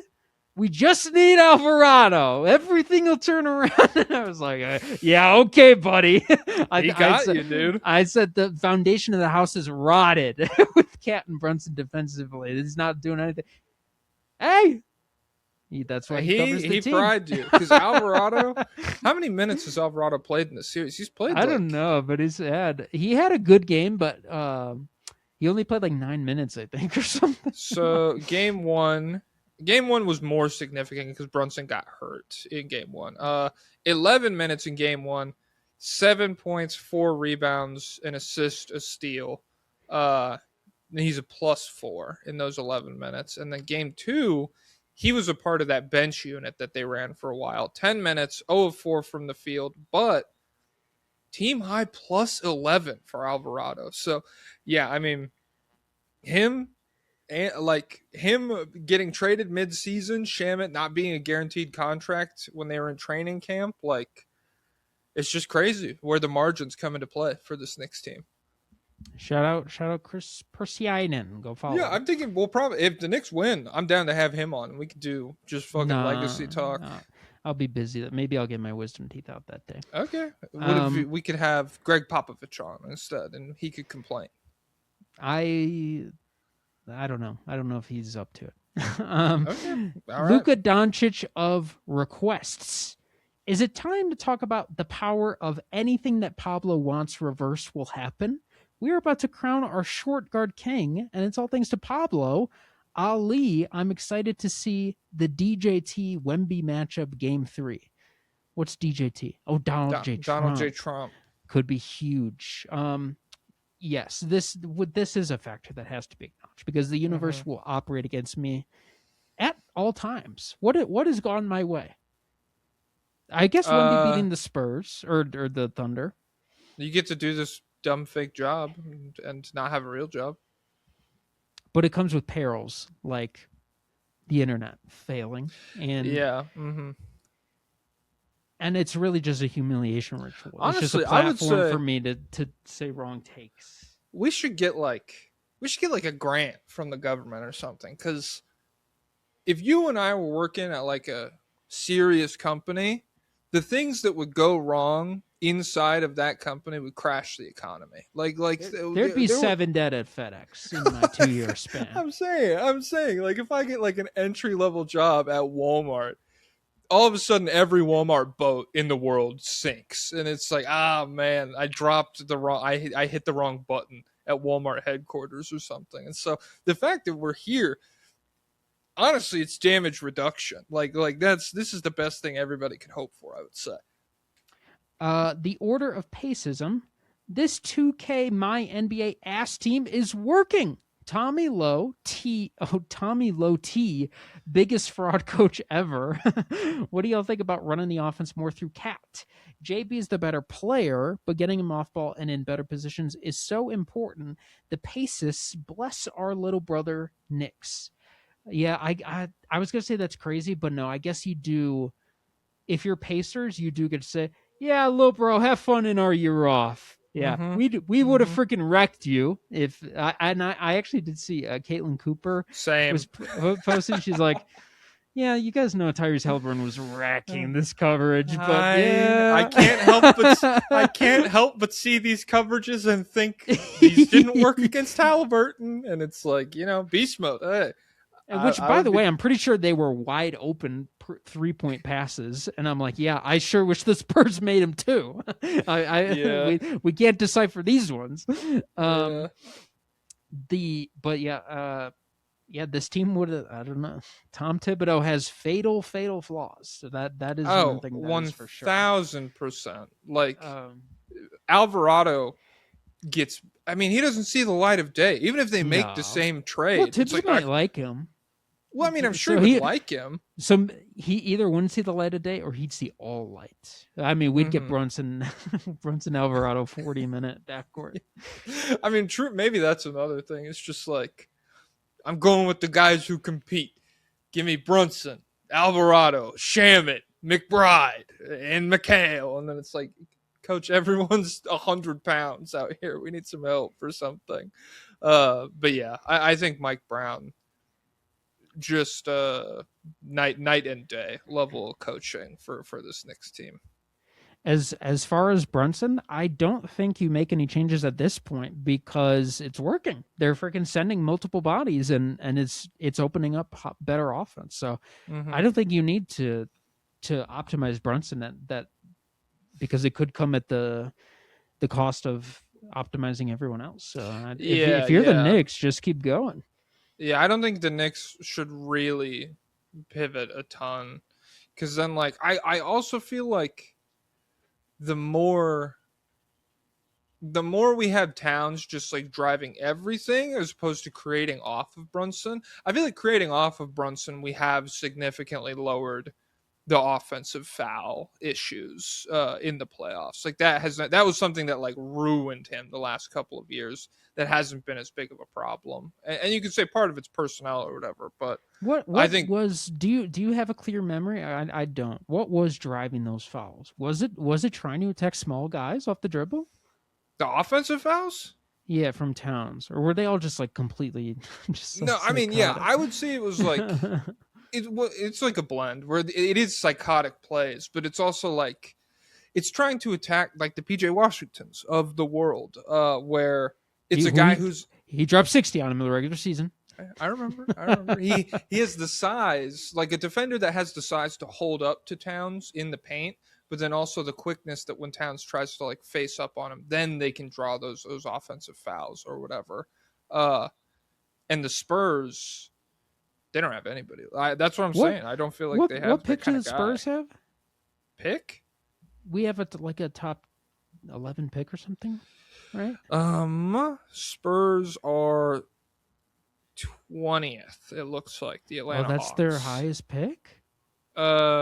Yeah, their pick that they only have one pick. They have the Hawks pick at 20, and then their pick actually goes to the Cavs this year at 29. Oh shoot! I thought they had something going on with the Bucks and Hawks that put them early. I think the Hawks. I think you might be thinking the Hawks, the Pelicans, and the Bucks are involved with each other, but I don't think that's Spurs stuff at all. So they're out of Jaden Quayton's territory. Could have been the this cat mock, stopper. It has them. They draft for a team in the other comp. We gotta stop Cat once we inevitably meet back in the finals. You have the greatest defensive player ever, and you're like, we need a cat stopper, and then this all makes sense. Dude. Yep. Okay. Because Jaren's in the West, dude. Jaren Jackson? Yeah. Is he the cat stopper? Well, no, I'm saying if Cat's giving you problems, who's like Cat in the West? Guy who has had a history of foul trouble. Guy who can't pass. What are we doing here? You're ruling out the year 10 passing leap, idiot. Jackass. Maybe I would say that's maybe my favorite narrative thing we could take away from this postseason is any player flaw. We could just now be like, Cat turned it around. Yeah. Well, I mean, just give it time, dude. Cat did it. We can fix this. It's funny how animalistically impatient your brain is.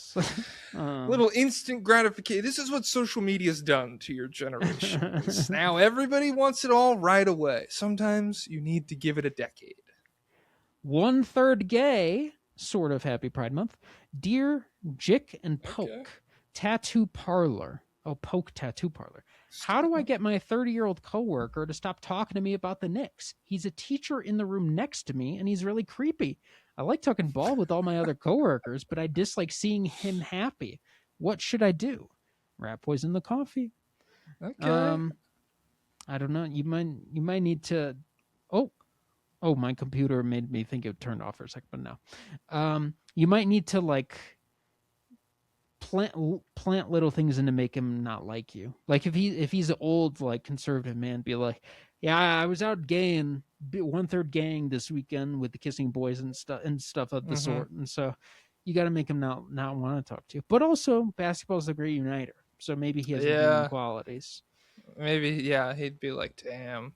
Anyway, Mikhail, he couldn't miss the other night. And it's like, dude, come on, man. I don't know.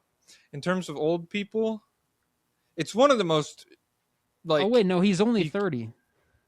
Oh, well, that's different then, actually. Because he should be hypersensitive to subtle hints like that. So maybe just put Nets shit all over your room? I don't know. And I don't know if 1/3 gay is a woman or man or them. It changes the dynamic. So, The Collective. Hey, Jackrabbit and Pablo. Boom! What a game! I was lucky enough to be in NYC while it was happening, and the bar was going nuts for Mitchell Robinson free throw makes.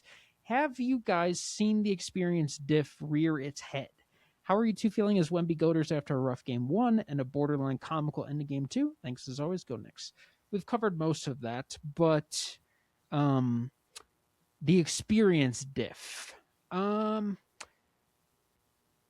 Big. I think with Wemby specifically, it feels like him hovering too much is experience diff, but I would say Wemby is very... It could be conditioning diff, I don't know. I mean, I guess, but like, there's a lot of stuff defensively. I feel like Wemby inexperience has shown through in this series. Oh yeah, the jumping, yeah. Yeah. On offense, indecisiveness a lot. Like the way the fourth quarter offense went in game 1. You know, I'm never gonna love. Let's have Wemby face up on the wing and just let him cook. Like that's not gonna be optimal offense ever for Wemby, but in 4 years, when he has more experience, I bet he'll be a lot better in those situations, both from a skill level and from a decision-making perspective. So, yeah, I would say really big experience gap. And then experience, that's why the turnover was made in game. Like, you know, you can point to Stephon Castle doing weird eye. That was manipulation by Stephon Castle, dude. It was to ruin the legacy. Well, it's experience. It's like no, he's an experienced deceiver. That's what he is. He's done that before. 30 seconds left. Yeah, big man's got it. Bring it up, dude. What are you doing? Like, what is this? He's like, I've turned it over a bunch. That's true. Honestly, he's like, better his hands than mine.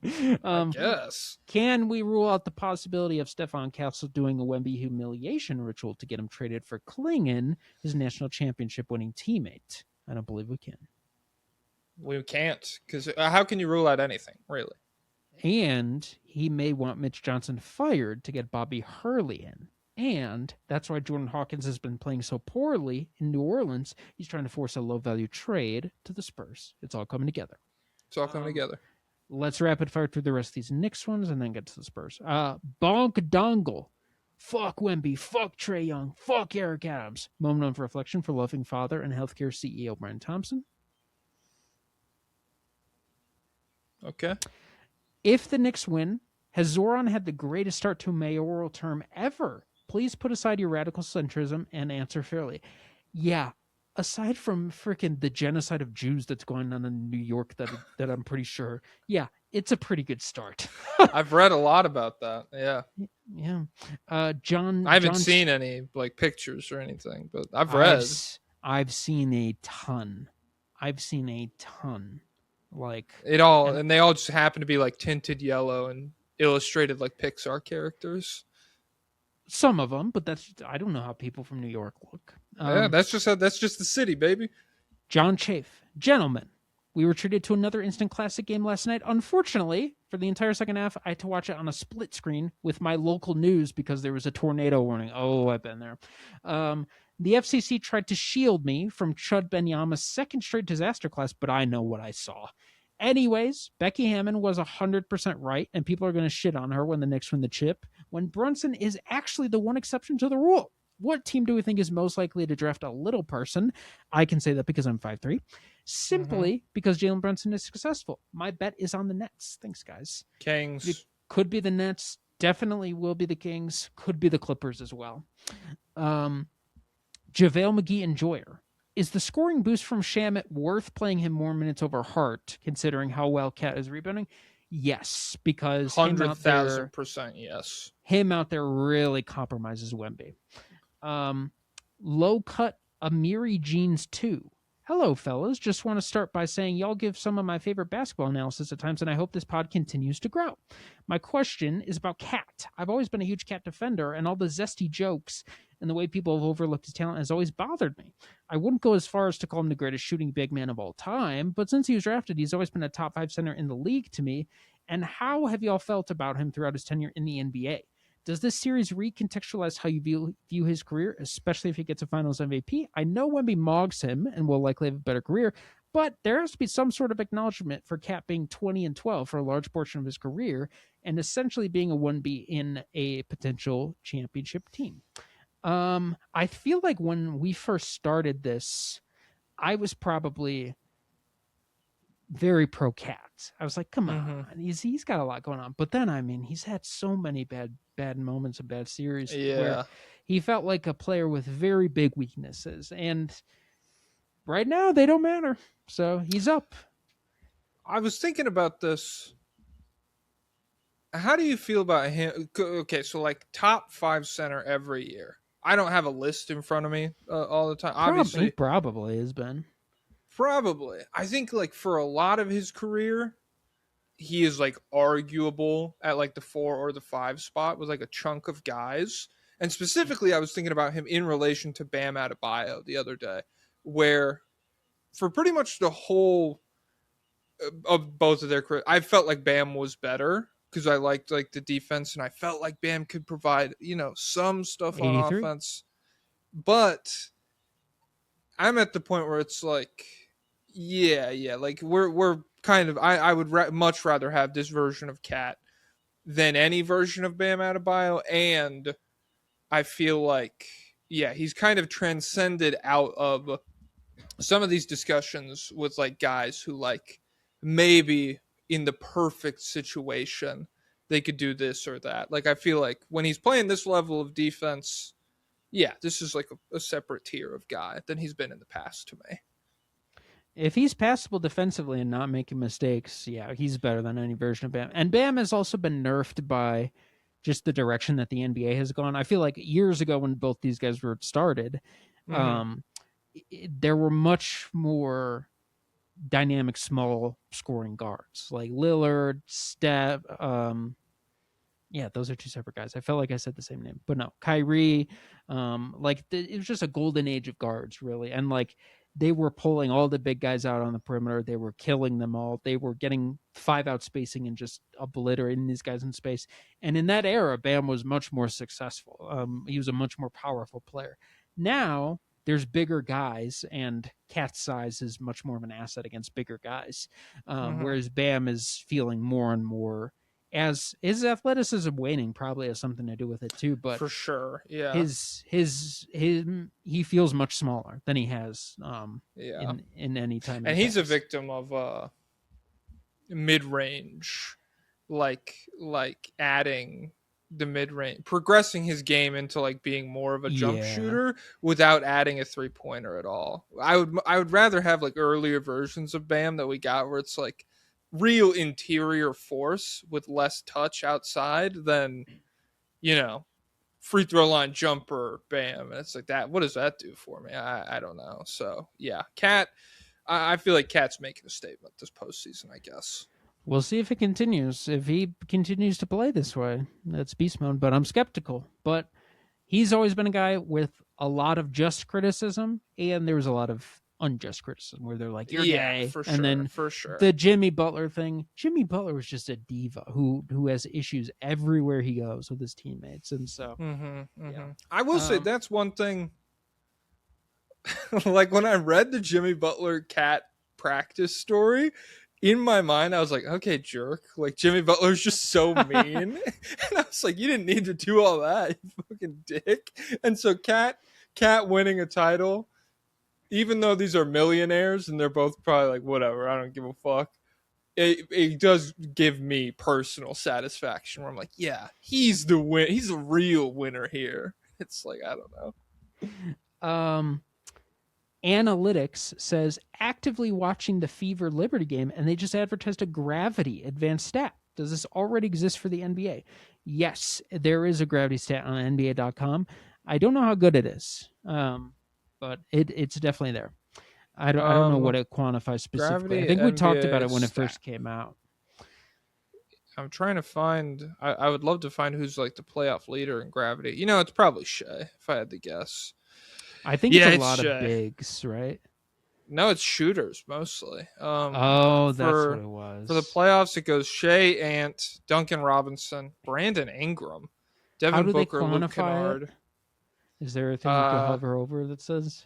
Gravity quantifies how much a player pulls defenders towards them above expected, essentially measuring how much attention they draw compared to what the spacing on the floor predicts. Where, like, you know, with Shea, Interesting. that's generating great shots. With Brandon Ingram, they just know he's not going to pass, so it's like, All right, jerk. we'll smother you. It's you're so stupid and short-sighted, dude. We're not at year 11 yet. You're right. Hey, if he can play defense, anything's possible. Dude, he has a freaking 7'3" wingspan or something. When that Can't teach defensive that. leap comes, it is going to freaking come. LaMelo is innocent. That kid's foot just did that. Hey, weebs, who cares about b-ball? Y'all got me trying anime for the first time other than Avatar and Pokemon, and I watched Freerun Season 1 and started JJK. My question is, what the hell is up with Fern in Freerun? It's like an alien was asked to guess how humans interact with each other, and it's quite jarring. Like she got pissed at Freerun for sleeping in and not going to the store to get her a treat. What is that? It's almost like Uncanny Valley, but for writing. Sounds like you haven't talked to girls, which are pretty much aliens. Oh, I'm getting a foot cramp. Sorry, girls. Yeah, Shrugged you back had at this me. coming. No, They hit you with the red, no, no. dude. Yep. They're in girl headquarters in a pink computer room, and they said, "Alert! Pablo's talking shit because of Freerun."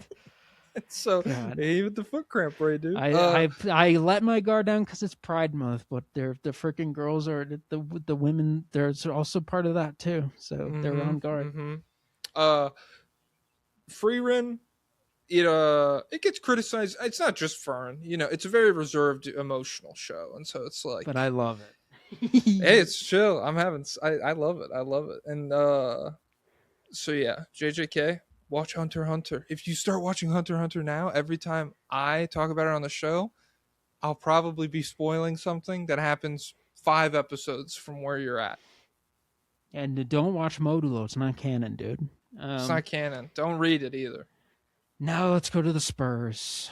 This should be somber. Detective Columbo. Sports aren't everything. For example, I'm studying quantum physics to build a time machine to make sure Game 2 doesn't go down like that. Well, you may be more interested in Game 3. We'll see what happens. Yeah. Yeah.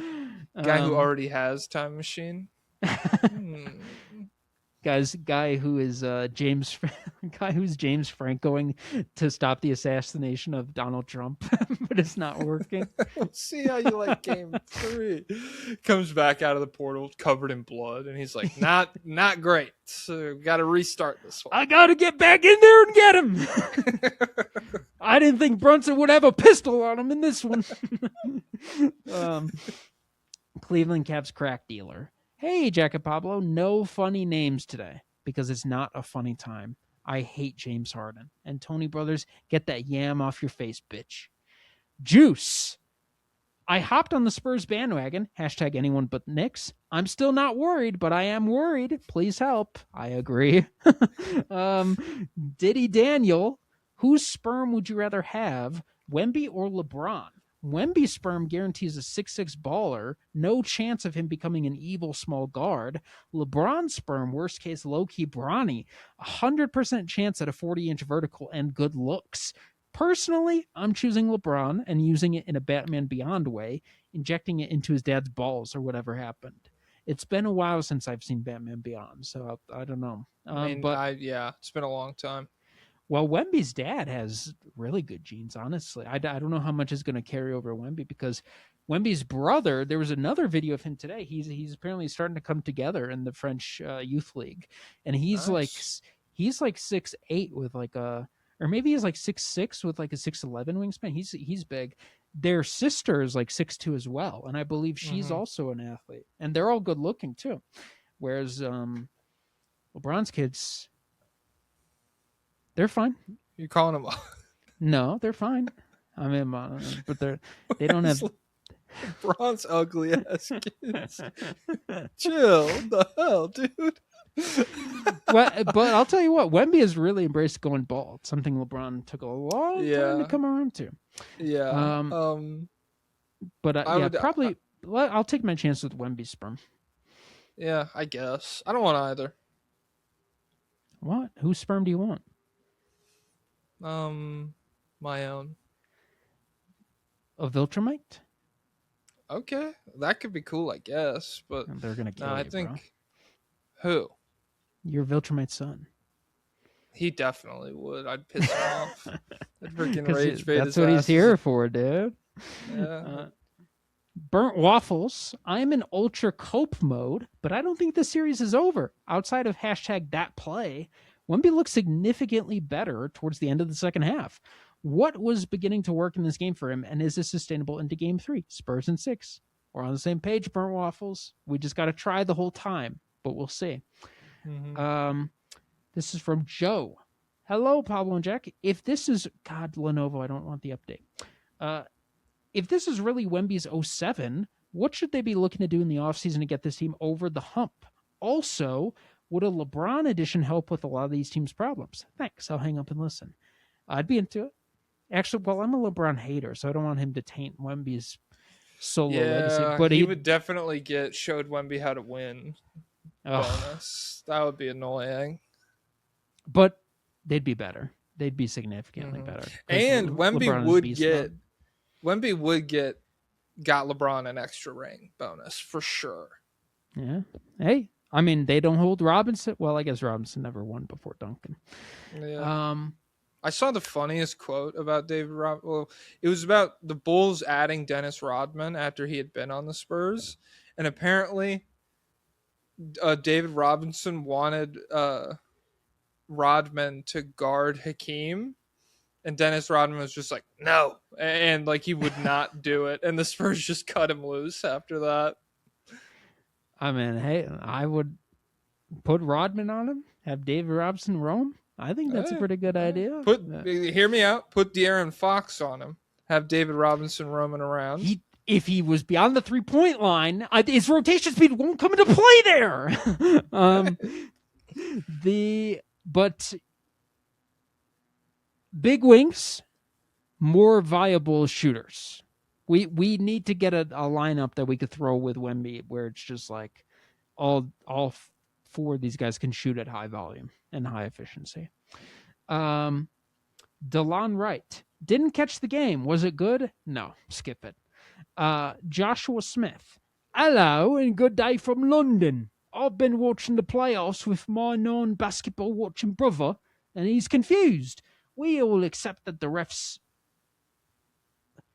let a lot more go in the playoffs finals, but this makes no sense. How do you have a sport where the rules are constantly shifting? Please help my brother out. This is something that the freaking English mind cannot comprehend. You guys are regular season sports guys. The regular season is the only thing that matters, dude. So I don't know how to explain to a British mind that the regular season is freaking fake and doesn't count. This is when it counts, and the rules. And really, are it's a completely different sport. Yeah, yeah. Like, really, so most of the stuff that happened didn't matter at all. It depends. So whenever anything happens, whenever they call any foul, and you're like, "That's not the rules," you need to tell yourself, it depends on what's been happening throughout the game up to that point and how they've been officiating the series. There's just so much. There's so many points of interaction in a basketball game that it's kind of hard to compare it to anything else. Like, I guess football's similar, but even then, it's like, I don't know. Like, it feels like there's a lot more regimented ways to look for the ways people are breaking the rules in a football game. Whereas in basketball, it's very fluid, and you just kind of have to do it when you can. Levy, hello, Chud and Chad. As your takeaway from game 1 and 2 been that the Spurs don't really help Wemby very much offensively. In my eyes, it seems like Wemby is getting the heliocentric treatment like Luka when that's not really his game yet. Is this just a sign that this team will only go so far without more help offensively? I don't know. Let me know your thoughts. P.S. Pablo, what's your thoughts on Hans Steinbach? Could he help the Thunder or a team in the 12 through 20 range? I'm not a Steinbach guy. He's too small for me. And if you're under 7 foot, you got to be skilled. And he's not skilled. He's kind of a play finisher, and he's not a super great rim protector. So I'm not into it. But D. Lee said he was into it. So, and he's probably going to be a professional one day. So, well, you're a professional now, dude. So stand on business. Well, I literally called AJ Mitchell. So okay, yeah, beast mode. Okay, I got you. Let's see. What else? Oh, I don't think he's getting the heliocentric treatment. I think he's just hovering too much. And then the rest of these guys aren't that good. So, Ball Knower Bennett. What the heck Wemby got to do to stop Magic Brunson? He's not the problem, dude. Yeah, Screw him. really. Yeah. We're good on Brunson. Yeah, I mean, hey, maybe we stick Wemby on Brunson and sag off. We're saying this.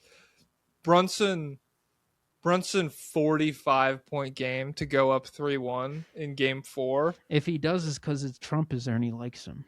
Hey, you know Mitchell Robinson. Guys, do people at Stevenson High School like Trump? Maybe. I drove by it once. It was pretty fancy. Yeah, and there wasn't anybody outside protesting against Trump, and so I can only assume true. Everybody inside.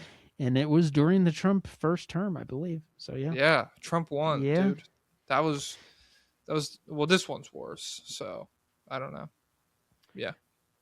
Counting or not counting Chet threes. Hello, fellas. Boy, am I glad that Wemby and the Spurs hate train has taken full force. It couldn't have happened to a more deserving person. Jack, I've seen some increasingly anti-Wemby posting from you. This was always inevitable. But do you guys think it has come sooner than expected? Yeah, I guess it just comes with success. Like as soon as you reach success, then it comes. But yeah, it's definitely ramped up. But you're doing anti-Wemby posting? I would say a lot of times, and no one really gets the bit. Every time I see a stupid Wemby post, I just copy and paste it verbatim and then mute it. Oh, I did see that from you with the Gobert thing. Yeah. I was like, "What is this?" But then people in the comments were like, "It's a reference. It's a reference." So, I literally just hit go and then I mute them. And so the only truly negative things that I post unironically about Wemby are live during the basketball games. And so like the end of game 1, I said, so this is a terrible Wemby game. And yeah, it's true or whatever. But like there's like this is a new vein for the hate industrial complex. Like the NBA media complex that runs on Shea's flopping, underdog. How many times is Shea going to fall down? Yeah, Twitter has sped up this complex significantly. Yeah.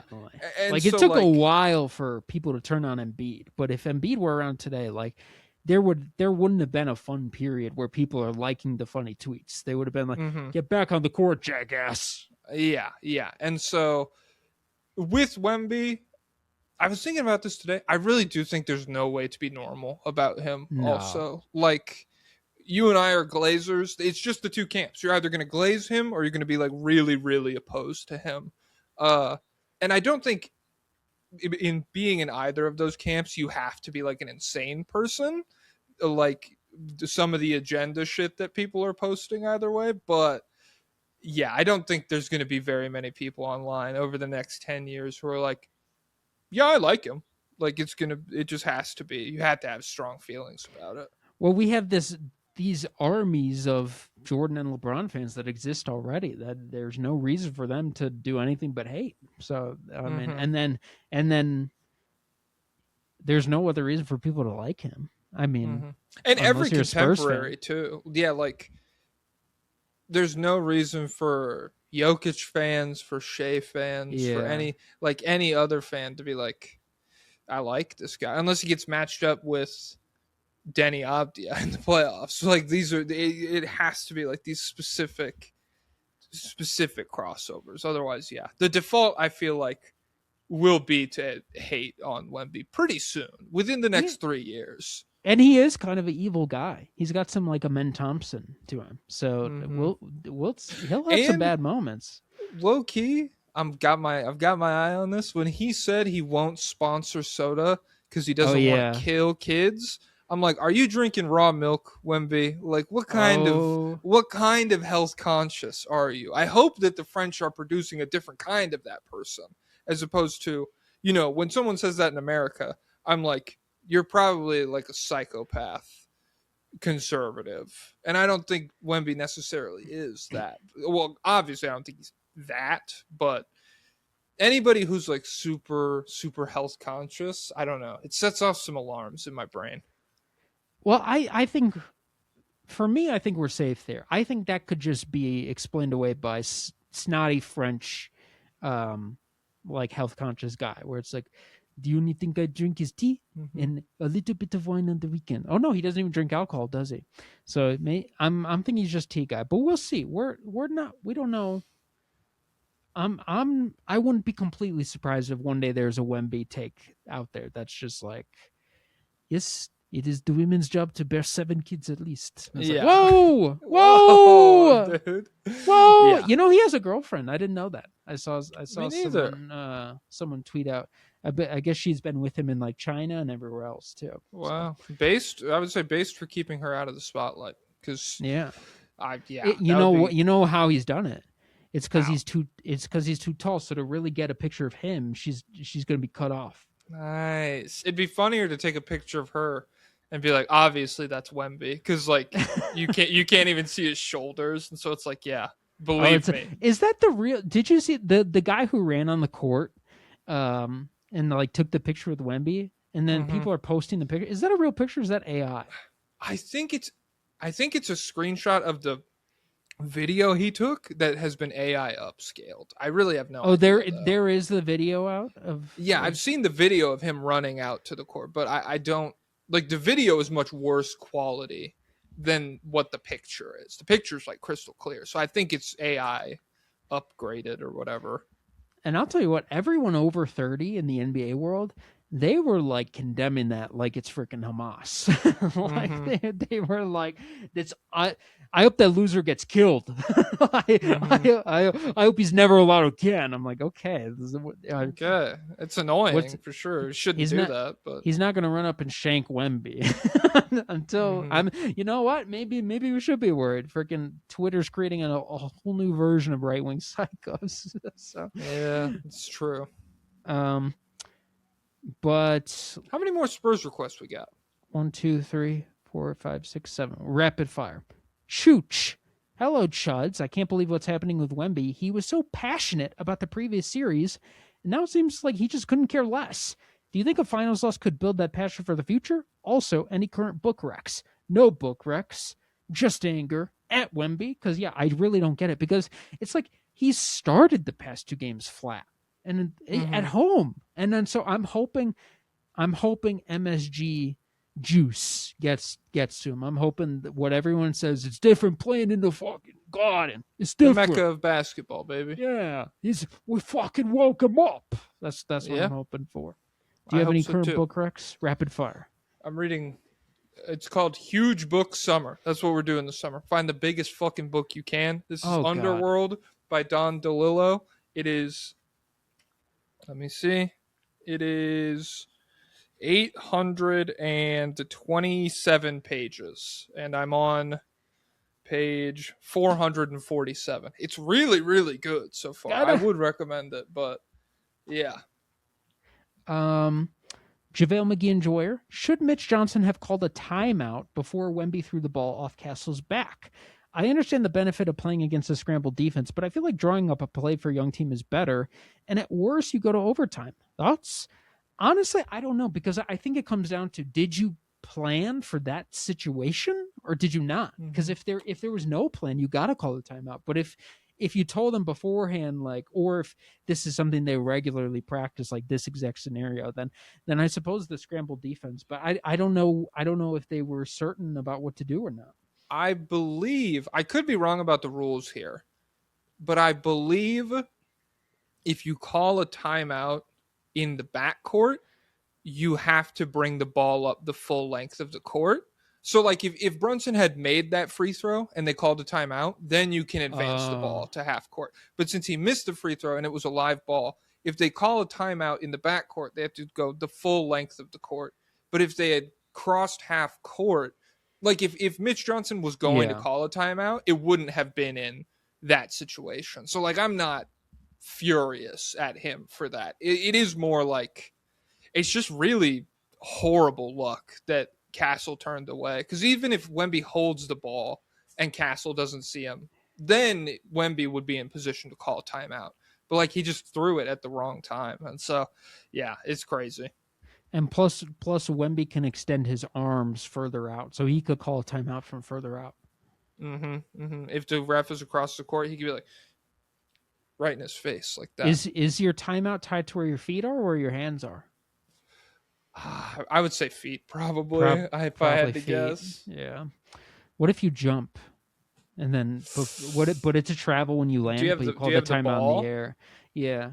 You can't call timeout in the air. Really? Yeah, because otherwise, yeah, to save yourself from traveling, you can't call timeout. That's not good. We got to change the rules.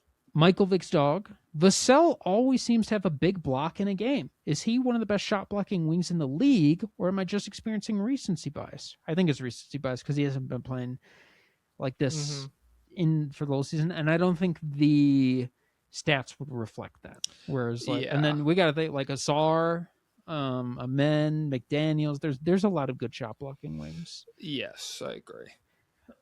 Tyrese Hallisquirton.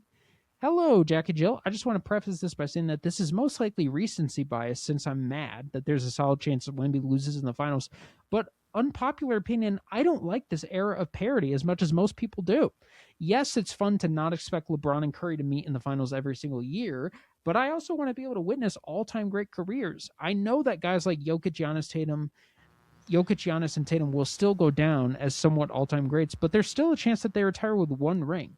And of course, rings don't matter as much as the casual fans think they do, but if they won multiple rings, it'd be easier to push some of my agendas.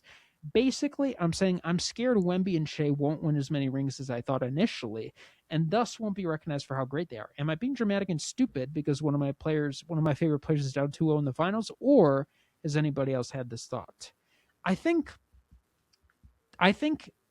dynasties are cool if there's a legit chance that they can be beaten. I think that's part of why. Well, actually, I don't know because I wasn't around in the 80s, but like, it's not fun when nobody has it. Like LeBron is the best player in the world, and the next best player in the East is like the 40th best guy.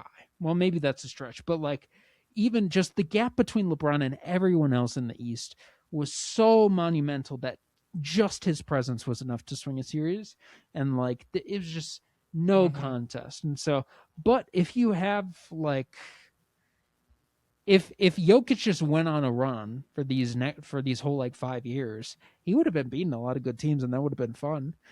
Yeah, I think we are. I think honestly, to me, it feels like we're kind of moving away from just like dynasties in general because of number one, health and durability. Yeah. It's like impossible to even make it back to the finals at this point. Like it's been impossible for teams to like go 2 years being in the finals. And then number two, the sport, we've gotten really, really good at exploiting bad matchups and stuff. And so to be healthy, not good enough. To win a finals, and then to have the whole league kind of react to you winning the finals and tweak their team with you in mind, with like probably beating you if they're in your conference or whatever, and then having all of those adjustments made, it's just very, very difficult. So like I think when you talk about Wemby and Shea, I think it's a separate conversation from like Jokic and Giannis. because I think Shea will be in position to win a ring 3 or 4 more times, even if Hopefully. like We'll if see the what happens with the roster blowing up. yeah. I'm just like they have so much draft capital. They can navigate these expensive contracts. Their contracts aren't the end of the world, even though Chet wasn't good or whatever. So yeah, like I think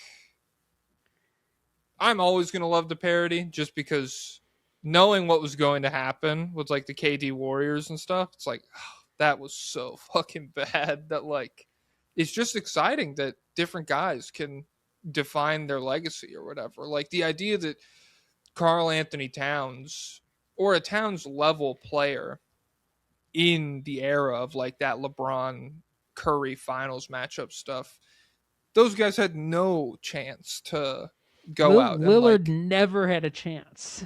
And he's hey like one of the guys, don't best check the players of all scores, time. dude. Yeah, no. So I fuck with the parry, but I understand this sentiment to some degree. But more so, I hate the injury aspect of it. I hate that it's so hard for teams to even see the finals again, to have a chance to defend their title or whatever. So Nuggets got ruined by injuries. Celtics kind of got And ruined choked. Yeah, but also, I mean, Aaron Gordon wasn't there. Jamal Murray has been severely diminished. But the Celtics, obviously, they lost Tatum for a year, but they're not a clear cut dynasty. Well, they haven't been ripped apart by injuries as much as other people have. They The Celtics? Yeah, it's just Tatum, right? Yeah. Because they just had But some bad playoff losses because of variance. I mean, yeah, they could be they could be the closest thing we have if they get the job done against the Warriors in 2022. So, that's another part of this is like there have been teams that have been consistently very, very good and healthy, and they've just come up short in moments. The Thunder this year got hit by the injury. Who else has won a championship this decade? The Bucks. It wasn't really injury, right? It was just like the team. Well, I guess Chris Middleton died, but yeah, I would say injuries hit the Bucks really hard. Where Giannis has played like 5 playoff games in the last 5 years. Chris Middleton. That's true. Middleton died. Brooke Lopez kind of got diminished to a certain degree. Well, I guess Lillard. They traded for him and he got hurt. Yeah, and the Lillard trade. Was that the right move? I don't know. So yeah, that's also part of it. These rosters get changed and then they fall apart. Okay. How many more? How many more we got? Two more. Michael Vick's dog. Don't have many thoughts on game 2 because bitch ass Bill Randby kept interrupting. Jack knows what I'm talking about. Bill Randby. Oh, I think that's the weatherman. Is that the weatherman? Let me see. Yeah, meteorologist Bill Randby. yeah, I do know him. That's funny. He left multiple messages angry as hell. Bill, I'm trying to watch the game. Come on. Actually, is he the same one who said this? I think that might have been someone else who said the weather. I don't know. Well, I mean, tornado. Yeah. Tornado Alley. There's a bunch of tornado places. Wemby goat agenda. Fellas, it's not looking good. I still got faith that at least goes 6. Give me some hope, please and thank you. We'll see. Got none for you. But we live in a post-LeBron world, which means we live in a world where everything requires context, which means you could spin anything to be positive. And so all you're really hoping for now is for Wemby to go out on his shield, on his sword or whatever. Go down swinging. Give us some good moments in Madison Square Garden, that kind of stuff. Like Vegeta. But no, we're coming back. So. Yep. All right, is that it? Yep. Guys, thank you so much for listening. Patreon.com/State of the League. David Robinson, take it away. Up tempo means I'm going to run you into the ground.